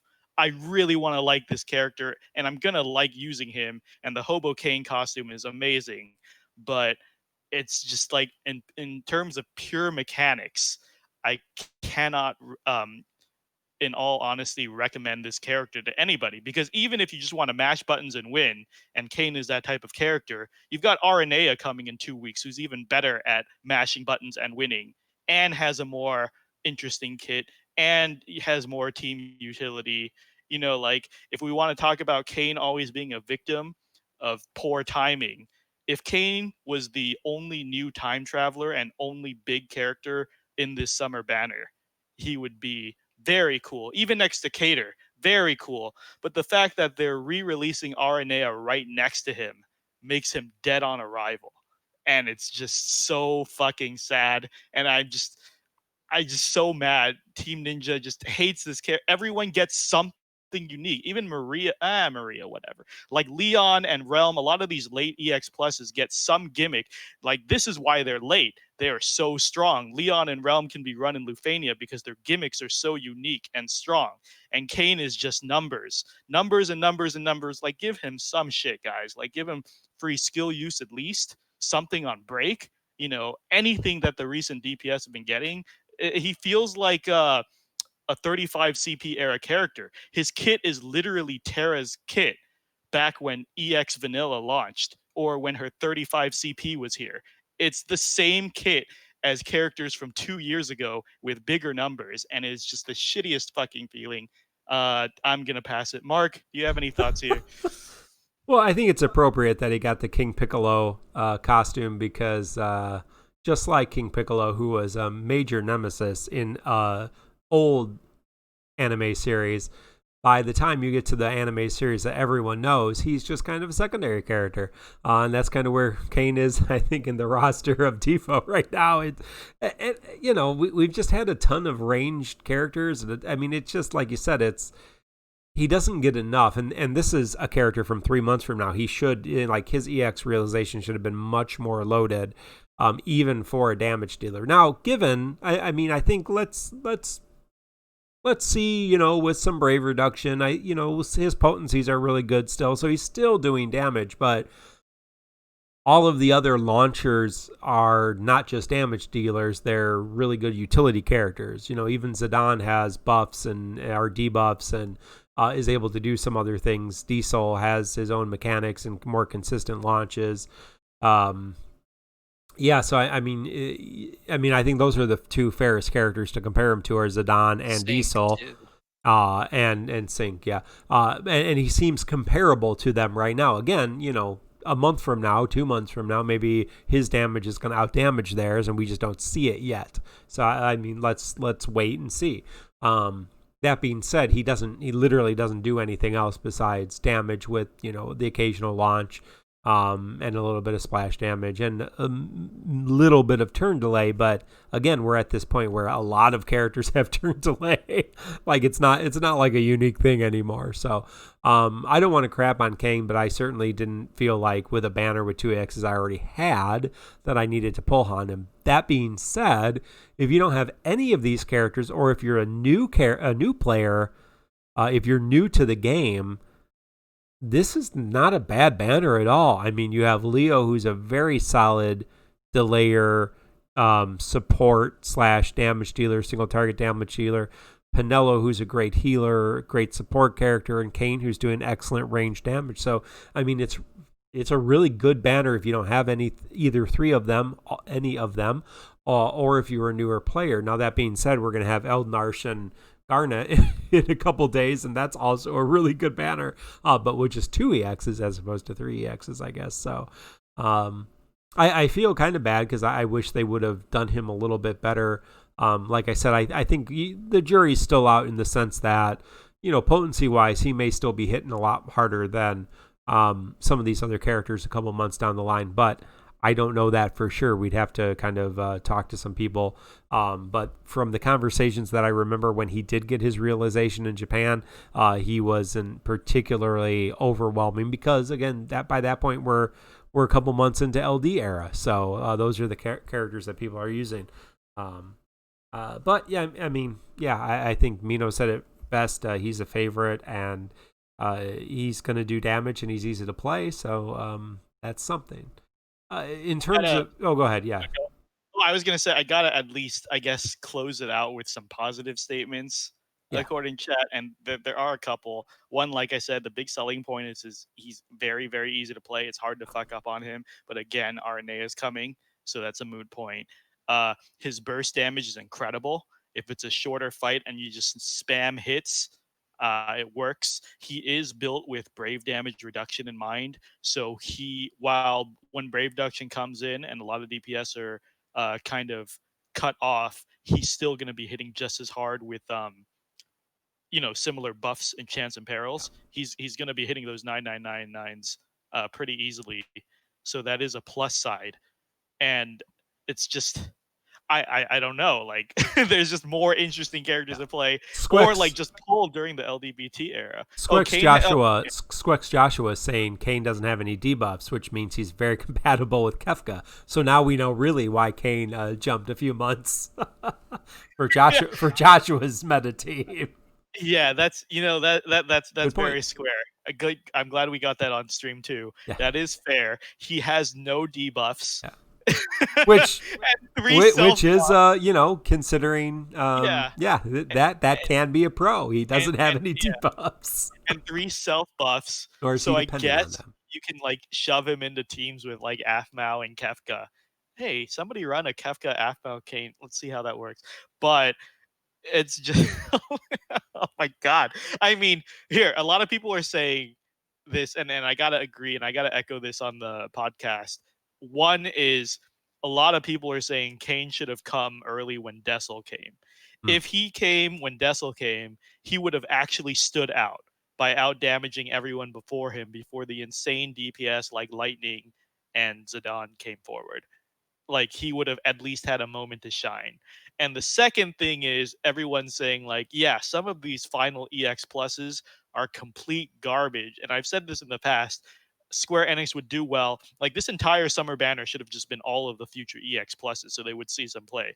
I'm going to be completely honest. No offense, Slide, but people like Thancred EX Plus and Laguna EX Plus, very few people want to pull on those when you're deep into the LDBT Lufania era, and none of these characters are being run in Lufania because they're just so obsolete. Like, it's insulting because the 35 CP era in Japan ended as soon as the EX launched. As soon as EX launched, they dropped all the remaining 35 CPs on the same banner. So like that's good. Like LD the EX pluses end 6+ months deep into LDBT era. And there's just no reason to pull for these characters. They're just complete trash. No one's going to use them in the highest difficulty. It's just challenge terrible. quests. I mean, that's pretty much why Challenge you use quests. them. You're right. Challenge quests. You're right. Challenge quests. But I think it's just such a bad idea to overlap them so heavily that these are like the booby prizes on the banners. They're just so bad. Like GL would have done better bringing them all forward, like right now, right before LDBT. In early LDBT, they would at least see play. But this, I just don't like the overlap. Kain is an example. Laguna is going to be an example. Thancred is going to be an example of how just terrible these final EX pluses are. And they should have honestly been brought forward like a year in advance because they're just that fucking shitty. And this is like a quote unquote garbage time 3.0. Like it wouldn't have hurt anybody if they came. If anything, like people are already having trouble deciding who to pull now. Give them more options. But this is hey. just, you are happy that Cater's not here, right? So let's give SQEX credit for dashing everyone's dreams and throwing Cater out the window. Priest wanted to talk about that. Maybe Cater's coming on the second banner. Do you guys? We don't know. What do you My prediction is still that Cater's not coming this month. Yeah, he did that. Chris said that before on a previous episode. Said that. So nail him this week if Cater comes. Well, Mark, Chris said Cater is not coming, and Mino said I think Kane's going to come instead. So I think the power, and I said accidentally that I was anticipating Kain instead of Diesel, so to replace him. So on my SYP. So yeah, I think you can blame the Crystal Chronicles for this. That's so. I wanted to say. Oh yeah, go ahead. Oh, sorry. I wanted to say I do think if I was a betting man, I would bet Cater is coming next week. But if she doesn't come, it's still a smart move for Square Enix, I believe, because Cater is known to solo with perfect artifacts. She can solo any of the entropy tiers from 1 to 13. So even the newest one coming out.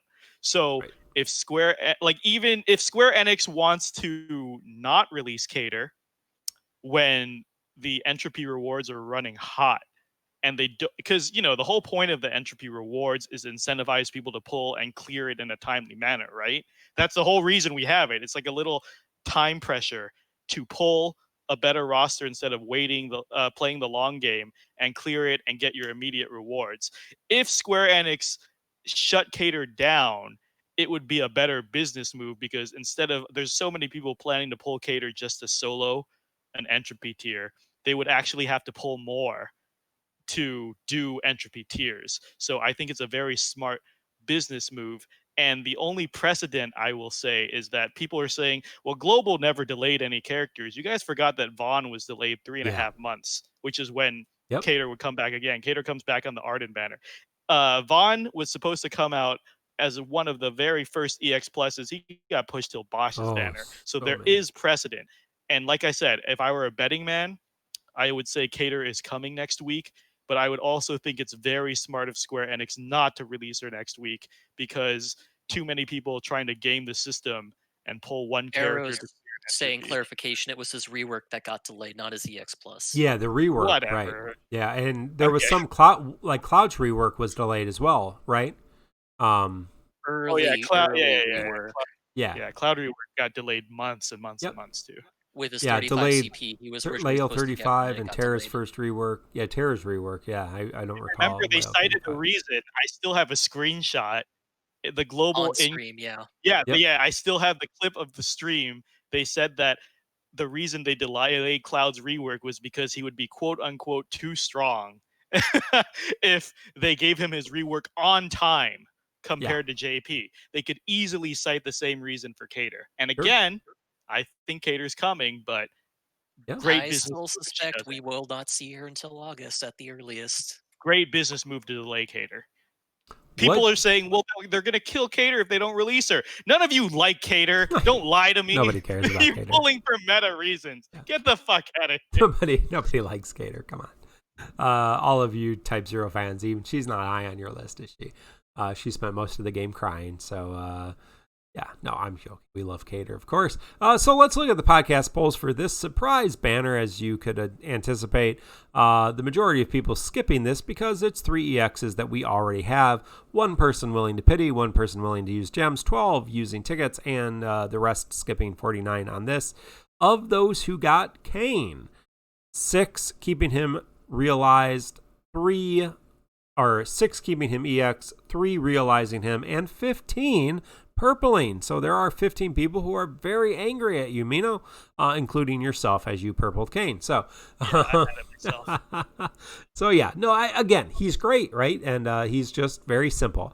He does damage, and there's nothing wrong with that. We've talked about it before. Characters like King, who are very simple, press buttons, do damage.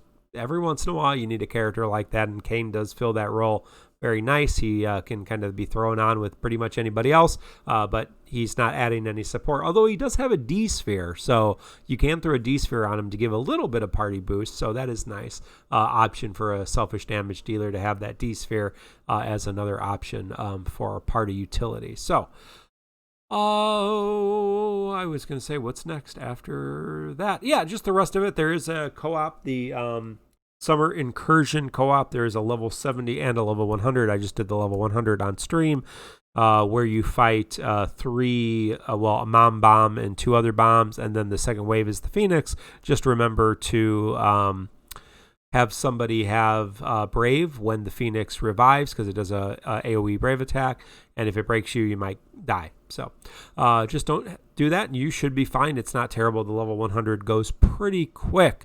Carbuncle's Treasure's World of Illusion. This is a new version of Carbuncle's Treasure with the magic pot. So if you've done Carbuncle's before, Carbuncle Treasure in the World of Illusions, you can do this one again and unlock all of the nodes and get the rewards for unlocking all the nodes. So you do need to do it 10 times, which is 1 of each plus 1. There's 9 nodes, so you have to do all 9 plus another one for the Chocobo panel. So you're probably going to run it once.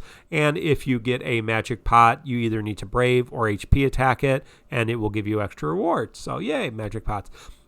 Those are the little pots with the goblins in them, if you're not familiar with magic pots from Final Fantasy. We also have double Cycle Crest rewards and the item book sale as well. So if you need double cycle quests, like you need Gil like I do, there you go. It is available to you. So, hey, hope you all enjoyed that. Let's go to host discussion. So, okay, we have some requests in chat for the host discussion, Mark. I'll let you take it. But one was, can we get a eulogy from Mobius? Yeah. I was going to share that in news, and I completely forgot. Mobius Final Fantasy, which if you have been listening to the show, we used to have, especially in the FFRK days, we had various different news on other mobile games, including the Mobius Minute, as I played Mobius for the first almost year, I think it was out. Mobius Final Fantasy has closed its doors, and so it is no longer able to be played, and so we just take a moment of silence. I think that's it for the This wasn't SQEX in-house mobile game, was it? TFOO isn't either. It's Team Ninja, right? Yeah, no, but it is. Mobius, I'm pretty sure, was in-house in more so than like Brave Exvius is. So, but I'm not 100% sure on that. You'd have to ask Joshua to figure out the complexities at video game creating, because there's always several different studios. But Mobius, if you weren't familiar, beautiful game, kind of based in the world of Final Fantasy 1, but brought in a lot of other characters from Final Fantasies. Interesting story. I thought the story was really good. Very grindy game, a skin or costume based game that used cards, but it is no longer able to be played. That being said, there are 2 new SQEX mobile games. The Romancing Saga mobile game, which I thought was garbage, but you might like it, so go ahead and pick that up. And Sino Alice, from the creator of Nier Automata, if that's how you say that game, Nier. Sino Alice is another one that just came out. I have been playing. I played both of them. I have been playing Sino Alice a little bit more. So there is plenty of SQEX mobile gaming to go around. But hopefully, hey, if you are a Mobius Final Fantasy player and you're looking for a Final Fantasy game to get into, I think Defo might be a game for you to play. So if you're listening from the mobile or from the Mobius Final Fantasy community, welcome. And we'll help you out. Just join our Discord and we'll get you intact. But yeah, it was it had its highlights. It was certainly a game that I felt was worth playing for a while, but it got a little grindy as a second game. But I know a lot of people, including our friend Dreamy, were sad to see it go and shared all the nice little things from the dev team in game. So, Chris, are there questions for host discussion tonight? That's it from the chat for now, Mino. Yeah, these can be discussed another time. The other ones were just, wow, Mino's willing to play heel for Kain, his favorite character. Yeah, I'm always gonna quote unquote play heel and analyze this objectively. So, if you want to come here, I'm not going to say I have an objective take on characters, but I will say I have the most cynical take on characters. So if you want to hear about characters at their worst, I won't hold back. And then there was a third thing here. Oh, right. I was going to do this in PMs, but Josh was saying, Mino, can you tell me how Sync's kit is different from, or Kain's kit is different from Sync's? Yeah, Sync's has a logic to it. She builds stacks, expends stacks, plays around her stacks. Kain has nothing like that. Well, there is a difference. So when Sync Kain's uses her EX, she delays herself. When Kain uses his skills, he speeds up. So yeah, that's different. He meant in terms of the abilities themselves. That's going to be a longer discussion. I'll either write it up or do it on the next show. But yes, Chris, do you want to go to questions? I think we covered a couple of these during our off stream or our off podcast night, but we're going to cover them for the host discussion on podcast recording too. Ouroboros asks, if we were to have a new character that was a ranged tank, who do you think it would be? And a lot of people put their opinion as Ward from FF8.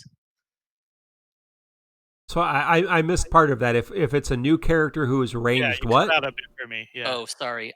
If we were to have a new character that was a ranged tank, who do you think it would be? Yeah, Ward. Oh, I'd love Ward. Yeah, and Kairos. Yeah, so yeah, I think that's a good one. Yeah, who else would Any be a other good ideas on who might be a ranged potential ranged tank? Sure. Cater. FF7 remake Barrett. Besides Cater.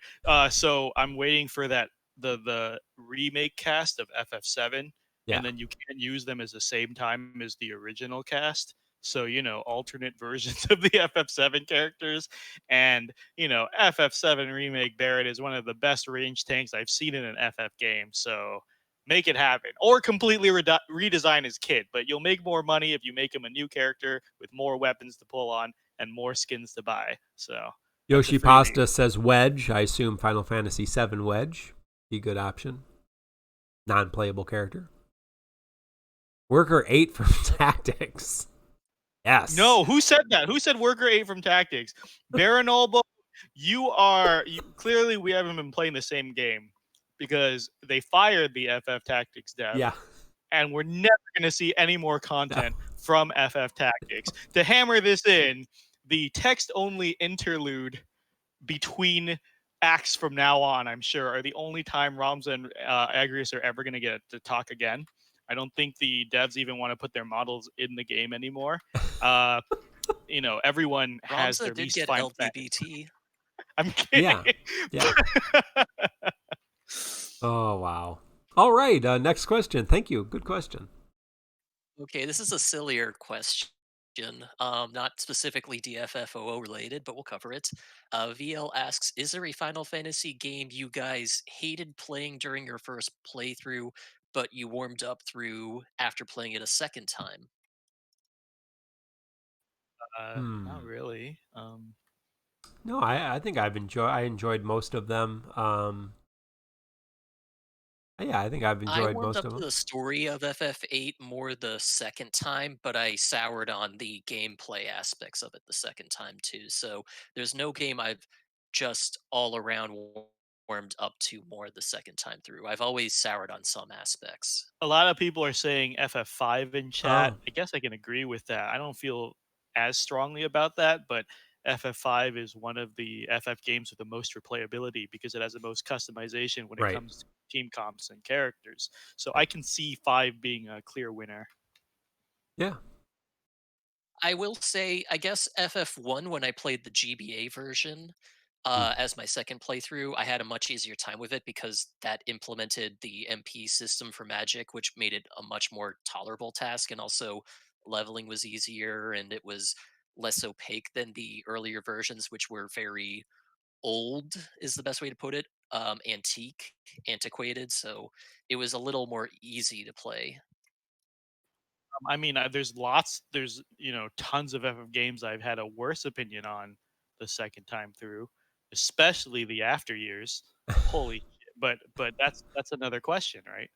Well, Yeah. yeah, FF1, I realized I did like it a lot more the second time through. Yeah, yeah, yeah. That's pretty normal actually.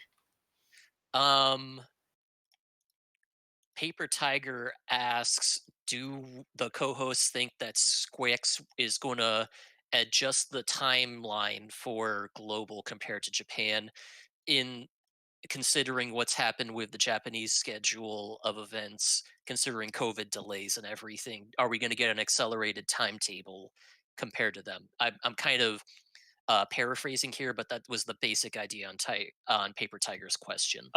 That's an easy one. I always think from a business perspective, and from a business perspective, global has no reason to delay things or slow things down because of COVID. If when the time comes, COVID isn't around.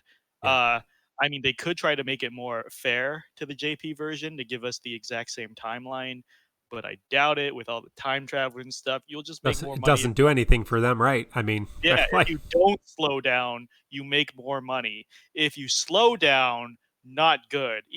Even JP players were saying they were getting bored during COVID because of the slowdown. There's no benefit business wise to yeah, I slowing mean, you down. have to Mark? imagine the majority of paying players in the Japanese version of the game are actually Japanese residents and fluent speakers, not necessarily people from the global verse who are playing it, like the people that we know, right? The majority of whom are not spending money on it for different reasons. Some of the ability to figure out how to do that, but yeah. So it doesn't. I mean, like they don't owe the JP community anything, and they're not going to probably offend most of the actual player base who is spending money on the game in the Japanese version of the game. So yeah, that doesn't make any sense to hold back to, and a smaller player base, we believe, right, too. So you would assume. Yeah. Yeah. Yeah. So I think we're I probably kind going to of have a agree. I similar. think we'll get an accelerated timetable, especially considering the COVID stuff. And there were some odd months in there. I think Yeah. around Christmas time last year, they had a weird month where they only got like one event or something, one new character event. So I suspect we'll see an accelerated timetable as long as things don't get worse. But who knows? That plus, I'm pretty sure the GL community team of DFFOO has always been saying that it's actually in their best interest to speed up the timeline and kill some foresight. I remember at the very first anniversary when they did that interview with the director of the game, and they said ideally their original plan was to speed up GL to catch up to JP because killing foresight is better for business, but eventually they felt it was too much work, and keeping it so that when we get the event, JP gets the LC to tempt GL, which is a good strategy. For example, Squall BT is coming up. Everyone in Global with their fucking 8-month foresight is saying Squall BT is an easy skip. He's a piece of shit. He's the first BT. Don't do it. But lo and behold, right before GL gets Squall LDBT, he's getting a huge rework in Japan. So and LP boards. Exactly, and a lot of people, the foresight obsessed GL players are going to see that. They're like, oh shit, Squall is actually good now, and then again in Lufania in 8 months from now. Shit, I should pull now, save myself from pulling from a worse banner 8 months from now. Actually enjoy Squall for a longer period of time, guys. I mean, call me a conspiracy theorist. I don't think it's a coincidence that GL sped up only to stop right whenever we get an event character, JP gets the LC to show off the character's next tuning pass. It's been thrown a little off kilter because of COVID and the slowdown. So now the event and the LC don't line up perfectly, but they used to line up perfectly. Literally, JP would get the LC days either before or after we get the event in GL. So I mean, that being said, I think it benefits them to not slow down because of COVID and speed up. Yeah. All right, next question. That's fair. Drew Sane asks, is there a feature that the devs could add to the game that would sour you enough that you'd think about not playing it anymore? His example for something that he thinks would kill his interest in the game would be PvP. I agree. PvP, I guess. I don't know how PvP would really even interact in this game, but yeah, I mean, I think you'd have to do something. I mean, there would have to be things locked behind PvP, because I play plenty of games that are PvP based that you don't have to play PvP. So it'd almost be something like you need to do, limited grinds where you have to be up at certain times. Like that's how Sinnoh is. You have to do Coliseum every day, but there's only a 20-minute window every day when you can do it with your guild. So I mean, that kind of stuff would be. I think you're much more likely to have like guild-based things than PvP in this game. But again, 8 months from now, we're not going to have it. So since Mark in chat said PvP, I'll go in a different direction. A more strict stamina system. I've dropped so many gotchas because I hate stamina systems. I realize I stick with DFFOO because there is no stamina system, and I can do my dailies, call it, and feel good about the day if I'm particularly busy. I've tried to pick up several gotchas since, like Saga Universe. Nobody touched that game. It's god awful. And just the stamina pressure on top of the guild competitions are always just like, this feels like a chore. I don't want to do it anymore. DFFOO is very realistic to catch up. We have a lot of new players. Shout out to Zeno, who's a new streamer tackling this game, who say that they feel like catching up is an obtainable goal. Finishing everything and getting caught up is an obtainable goal. If you play anything else like FFBE or FFRK, catching up is not an obtainable goal. If you play any stamina-based system, it is not an obtainable goal to catch up to day one players. It's just impossible. Here, it feels good. You can, for better or for worse. Like, I feel like DFFOO could make more money if the gacha was greedier, but I've also been playing and paying regularly because it isn't as greedy. And I know a lot of players have been doing that as well. And I feel very comfortable doing that. So it's a give and take, but stamina systems are terrible. And I'm glad I found DFFO that doesn't have any. Kreese, do you have a different take here? I'm kind of in agreement with you guys, so I don't really have anything else to add, yeah. Well, maybe if they introduced new reworks in the form of ultra cursed artifacts, I would quit. Yeah, I hope that artifact rework they're mentioning in JP is like two new tiers of artifacts. Yeah. By the way, guys, I want an artifact with 3 different passives, and they're all cursed, triple cursed artifacts. What I really do is I hope they just abolish the artifact system altogether and just get rid of the cursed artifacts. That would be nice. Square Enix, if you want to make money, make it so you can pay for like Super A dojas that guarantee double oranges, like $1 per fuse or something like that. No, you need to pay. That's another freebie. Yeah, it's even better. You need to pay for an item that will let you choose to re-roll one of the passives on your artifact. So that way you farm like Oh a 1 good passive 5 CP, and then you use that item that you buy to like I've played a lot of gotchas, so this is like things that you can do. Other gotchas do. So you can reroll like 1 passive, right? So there you go. And double the pity rate. 150k gems for a pity is about, that's even better than most other gotchas at this point. Like, yeah. You're pretending like Joshua hasn't heard this at meetings before. Yep, Joshua's the community manager, not the dev team, so he doesn't get to make those decisions, I don't think, so thankfully. Yeah, Kingdom Hearts Union has a system like that, right? All right, Chris, next one. Okay, we'll do one last question, then we'll call it for tonight. Sism asks, at least 2 of the co-hosts have huge hoards of gems. Do you plan on always maintaining 500k plus gems, or is there a time you plan on burning most of your stash?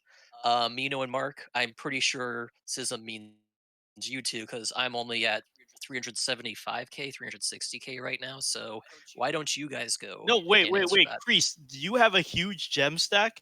Because he's got to be talking about you and Mark. My gem stash is not huge. You're kidding, right?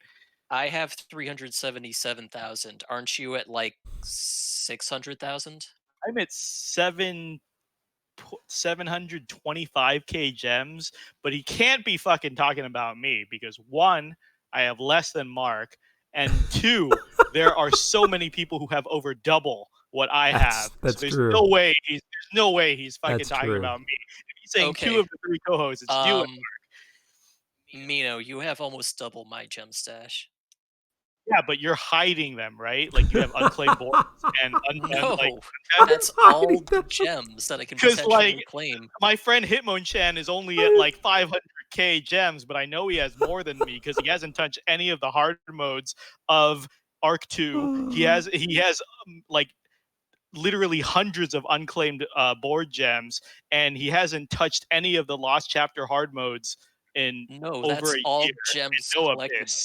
The only thing I have not done is the most recent story chapter hard mode. I'm buying gems. I'm buying costumes every month, and I still can't beat Mark. So he can't be talking about me. Mark, what's your count right now? Well, let's get on the game here. Yeah, 5DPZ at 1.3 mil. Like I'm barely half of that. It is 753, 430. Exactly. Said maintaining 500k plus gems, so he has to be talking about you, Mino, and Mark, because I am not 500k plus. Well, then this is a biased take, because 725k gems is not a lot. That's not even 1, 2, 3. That's not even 10 pities. Wait, that's not even 10 regular pities. Not counting the burst LD pities. Like, yeah, this is ridiculous. Yeah, I think not even 10 pities. not even 10 pities. Can't even pity 10 LDs. I'm just gonna pity the first 6 burst weapons. Then I'll have no gems. I feel like that's not true at all. I'm telling you guys, you're talking around the question though. Are you planning to maintain this gem stash, or are you planning to burn it at some point? There. First, I will say that Mark is way worse than me, guys. He promised that he has like a top 25 favorite character list for Final Fantasy, 20, and that he would at the minimum pull all of their weapons. Yet he refused. Yet Kain is on that list. I've pulled for Kain every single banner that he's been on. And then he throws tickets. He throws tickets, but he's unwilling to spend his insane gem hoard to get Kain. So he's way worse of a miser than me and a giant hypocrite. Like you said, you would go through all stops to pull the weapons. Why aren't you spending gems on Kain? I don't know. Okay, because he's not very good. But okay, so to answer the question, I used Kain and spent a lot of gems on Kain for his 35. Thank you very much. So, to answer the question, I have a lot of pities coming up, more than a lot of people. I had a fight with Resfoina, I think yesterday, because I was trying to convince her to gem pull Aphmau. He's a very good character, and Rez wanted the character. So she said, I'm not pulling until LDBT comes. Are you? And I said, yeah, I'm planning to pity Eldnarsh if I need to, Saws if I need to. That's already 2 of the upcoming. The last one was Kais. I'm spending gems. I'm dropping gems a lot. I'm not trying to deliberately maintain my horde, but I do believe your gem count is equal to, it's like a high score for the game. So the person with the highest gem count is winning DFFOO. That's So Hiramura Cat. He's winning. So I will say I am not deliberately trying to hoard gems, but I do want to win DFFOO someday. Among our group, that would be Macnol, who has over twice what I have. Someday I will beat. I calculated, even if I spent my stimulus check on gems, I would still not beat Macnol. So this is my shonen anime story, guys. I'm the underdog here, and I need to take down the evil overlord that is. See, Sam, I thought I read your comment as he who has the most ex-wives. Like, well, that's not how you win anything. Mark, you answer the question now. Are you deliberately? I have not. No, I really haven't been hoarding. I did 3 gem pulls. I didn't do any gem pulls from Aranea to Arciela, and really not because I didn't want to, just because I didn't need to. I've been doing ticket pulls. I mean, if you look on my planner, I'm looking on my planner now. I mean, I've pretty much gem pulled on every banner in the last 3 months, and have had some pretty. Now, I mean, it consistently kind of tiers out to be about 175 to 200 tickets an EX. So I mean, over the course, the luck is not extraordinary. It's just pretty steady. But yeah, you know. So I mean, I did Fujin, Kais. Who else? I just did 3. I did Arciela, Fujin, and Kais. Gem pulled on all 3 of those banners. Gonna gem pull on Eldnarsh. Have done tons of ticket pulls. So yeah, I'm not planning to pity a whole bunch of BT weapons, but I'm probably going to do either 200 or 300 tickets on every protagonist LD. I was talking with Ink, and Ink said that in one of his videos. I like that idea. So using 200 or 300 tickets on every protagonist LD BT banner. So I think that's a pretty good investment. Gallico has a real question in chat related to this that I feel like addressing seriously, is how are people able to not skip banners if you're new? For real advice for new players who think it's hard to reach this stash, first of all, you don't even need to pull, I feel like, until you hit endgame. For example, getting through all the story chapters and LCs and everything, you can kind of hold off for pulling for a while. I know if I did that, it would take me a long time before I reached current relative chaoses. And the later you pull, it's honestly the better. We started day 1 back when there was no pity, and we were dropping like 75k gems for like a and 35. The best banners were 15 CP only. Yeah, for like 35 CPs, 15 CPs. You know, I have the famous 145k gems for Tidus EX and Mist. So honestly, the later you start, the more value your gems have. You have all these systems in place. LDBT is coming up. EX rates are going up. You know, like you have more gems to collect as you start from the beginning and collect all your gems, and those gems have more mileage. So it is easy to catch up. You don't need to immediately pull if you're not caught up on all content. I feel like the longer you wait to pull, the better. And depending on the player, you can spend weeks and months just getting through the story and LCs and everything. You really don't need. You can get chaos clears easily with current characters. You don't need the completes. You get 99% of the resources from the clears, so it is easy to really save up and you can watch the content creator. There is a lot of gems in the regular story and LC and World of Illusion content. So it's been interesting. I mean, we're not speaking out of our butts here. We've had new players pretty much since we've been playing the game. We've been playing the game pretty much since day 1, I think, all 3 of us. But listening to players who have started in the last month, 2 months, 3 months, 4 months, 5 months, I mean, people can catch up to current content.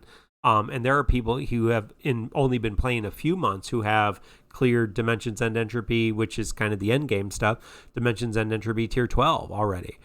So, I mean, given the, double EX versus one EX at a time versus no EXs, you are able to build your roster pretty quick, and it's only going to get easier. So, I don't think you have to not pull, but I think you can choose your banners well, get a couple characters to start with, and start building up a stash to then choose your pulls a little bit more carefully moving forward on a lot better banners in the LDBT era. So, although, right, if you're new, this banner that we're just talking about right now with Kain, Pinello, and Leo is a good banner.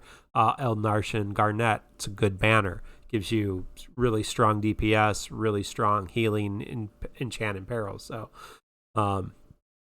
there's going to be some good banners to go for. I don't know that there's going to be so many great banners in the early parts of, I mean, there's good characters and good banners, but just in terms of holistically good banners in early LDBT era, like the Squall banner, the first Squall banner is kind of 3 melee DPS characters, so not particularly new character friendly. Although if you have Squall BT LD, you'll be okay for most regular content. I was going to add one thing to what you said, Mark, that I think needs to be said because the community is obsessing about this right now, especially if you're a new player. Guys, the entropy rewards, the limited time entropy rewards are not worth it if you are a new player. Right. You are getting 30k gems tops. Yeah. That is less than half of a pity.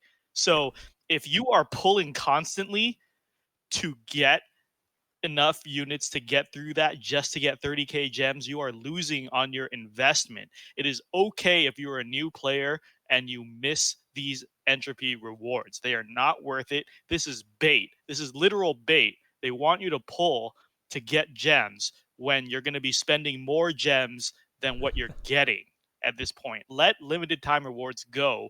The healthiest attitude to approach limited time events is to say, well, I wouldn't have gotten it anyways. They weren't meant for me, etc. Like moving forward, you can capitalize. But this is a literal trap.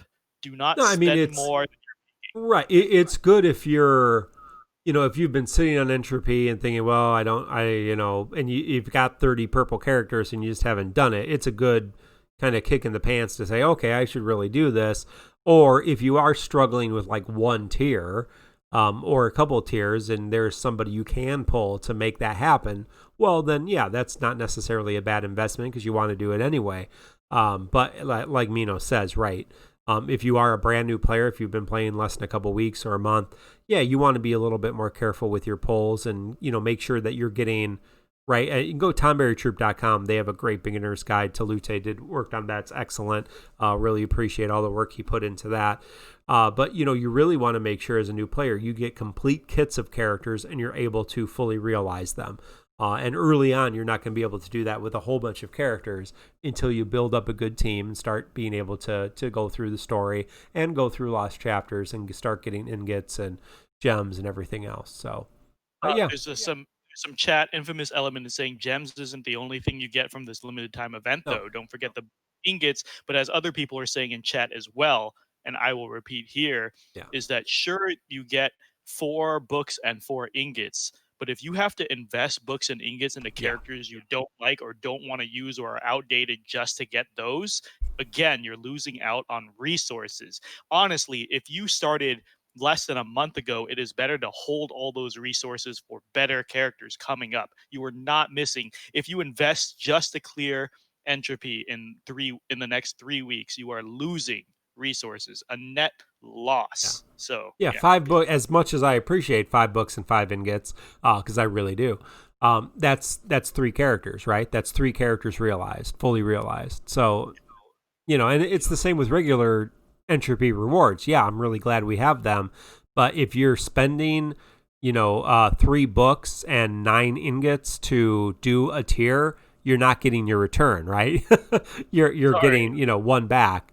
So, I mean, it's that's how Dimensions and Entropy always is. It is just a bonus for us who already have, you know, all those purple characters and all those characters anyway, and want somewhere to use them and get a little reward, you know, because I'm going to be realizing characters anyway. It doesn't matter.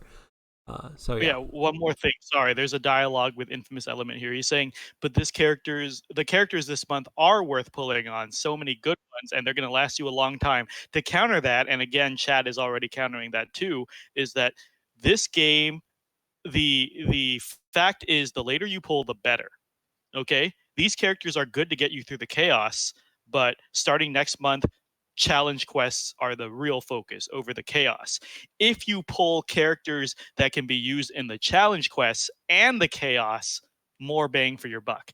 If you clear the challenge quest, you get BT tokens, more bang for your buck. If you pull on future banners and invest, LDBT, more bang for your buck. Literally, without fail, objectively, the later you pull, the better. That is just it. These characters are good to get you through the regular chaos in the coming months. But if you pull the synergy characters, even better, because you can use them in the chaos and the challenge quest, and they double their stats. So there's you just can't lose. And people are talking about, oh, some of these characters last into Lufania. Well, if you wait till Lufania and pull, like many people did, a lot of GL players jumped to JP as soon as Lufania was announced, pulled on every synergy banner. They did even better than the veterans, because in this game, how it's designed and how gacha is designed, synergy always wins. Period. Newer characters always win. The only thing a veteran gets is less resources spent, maybe. But synergy will always have an easier time getting through things. Yeah. All right. Well, that has been episode 109 of the Crystal Chronicles. Looking ahead, we have Eldnarsh's event, Ghosts of the Past, with Garnet's rework and EX realization on the 5th. Dimensions and Entropy Tier 13 on the 9th with additional rewards. Summer Incursion Banner 2 and Co-op 2 on the 9th. Ultimate Alexander with Zaz rework and EX, and Rajin's rework and EX and realizations on the 12th. Charlotta's LC with Iridia's rework and EX realization on the 19th. A secret event on the 23rd. It's Trey with Kistis rework and EX realization. The next banner on the 20th is actually on the 20th, I believe, right? The Summer Incursion and the RNA events there somewhere. So I don't have it on there. The Summer Incursion 3. Yeah, Summer Incursion 3, which is the RNA event timeline, is right there. So, hey, for Mino, Kreese, and myself, thank you. Make sure to check in on all of our links and everything right here on Twitch, on YouTube, and tccpodcast.com. Of course, you can listen to the entire show on YouTube, on Twitch Video On Demand, or as a podcast on your favorite podcast app. Make sure to like, subscribe on the various platforms you use. Please do consider giving us a sub on Twitch, as that does help finance the show. And also consider giving us a review if you listen to us on the podcast, whether it's Google Play, Stitcher, SoundCloud, or Apple Podcast. We do appreciate that, and we are rated on video game podcasts on Apple, which is fun. We appreciate all of our friends, and of course we want to shout out the Tonberry Troupe, Inkwelder, Dreamy, Teleute, and Vayne Novus, TonberryTroupe.com for all the infographics and good stuff that they do, including that beginner's guide that I was talking about, Macnol's website, which includes the call to arms, the Chocobo panel missions, the boss guides, DecidioInfo.com. Thank you to our mod team, Arolai Laley on YouTube, Inkwelder on YouTube, J.A, Jin Lee on YouTube, Macnol on DecidioInfo.com, Quetz, the founder of MateriaBot, Shara on Reddit, and Strafe on YouTube, Black Cloud, Black Nero on YouTube as well. Our design team, Dreamy, who did our intro video, Jin Lee, who does our backgrounds, emotes, Hate13, our intro narration, and Ryan is the Bomb 203 on YouTube, who did our intro music.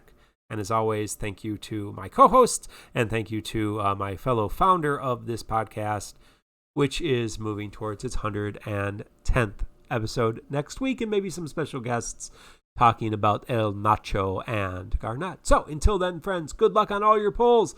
And until then, stick around for the post show. We'll see you for episode 110. Goodbye.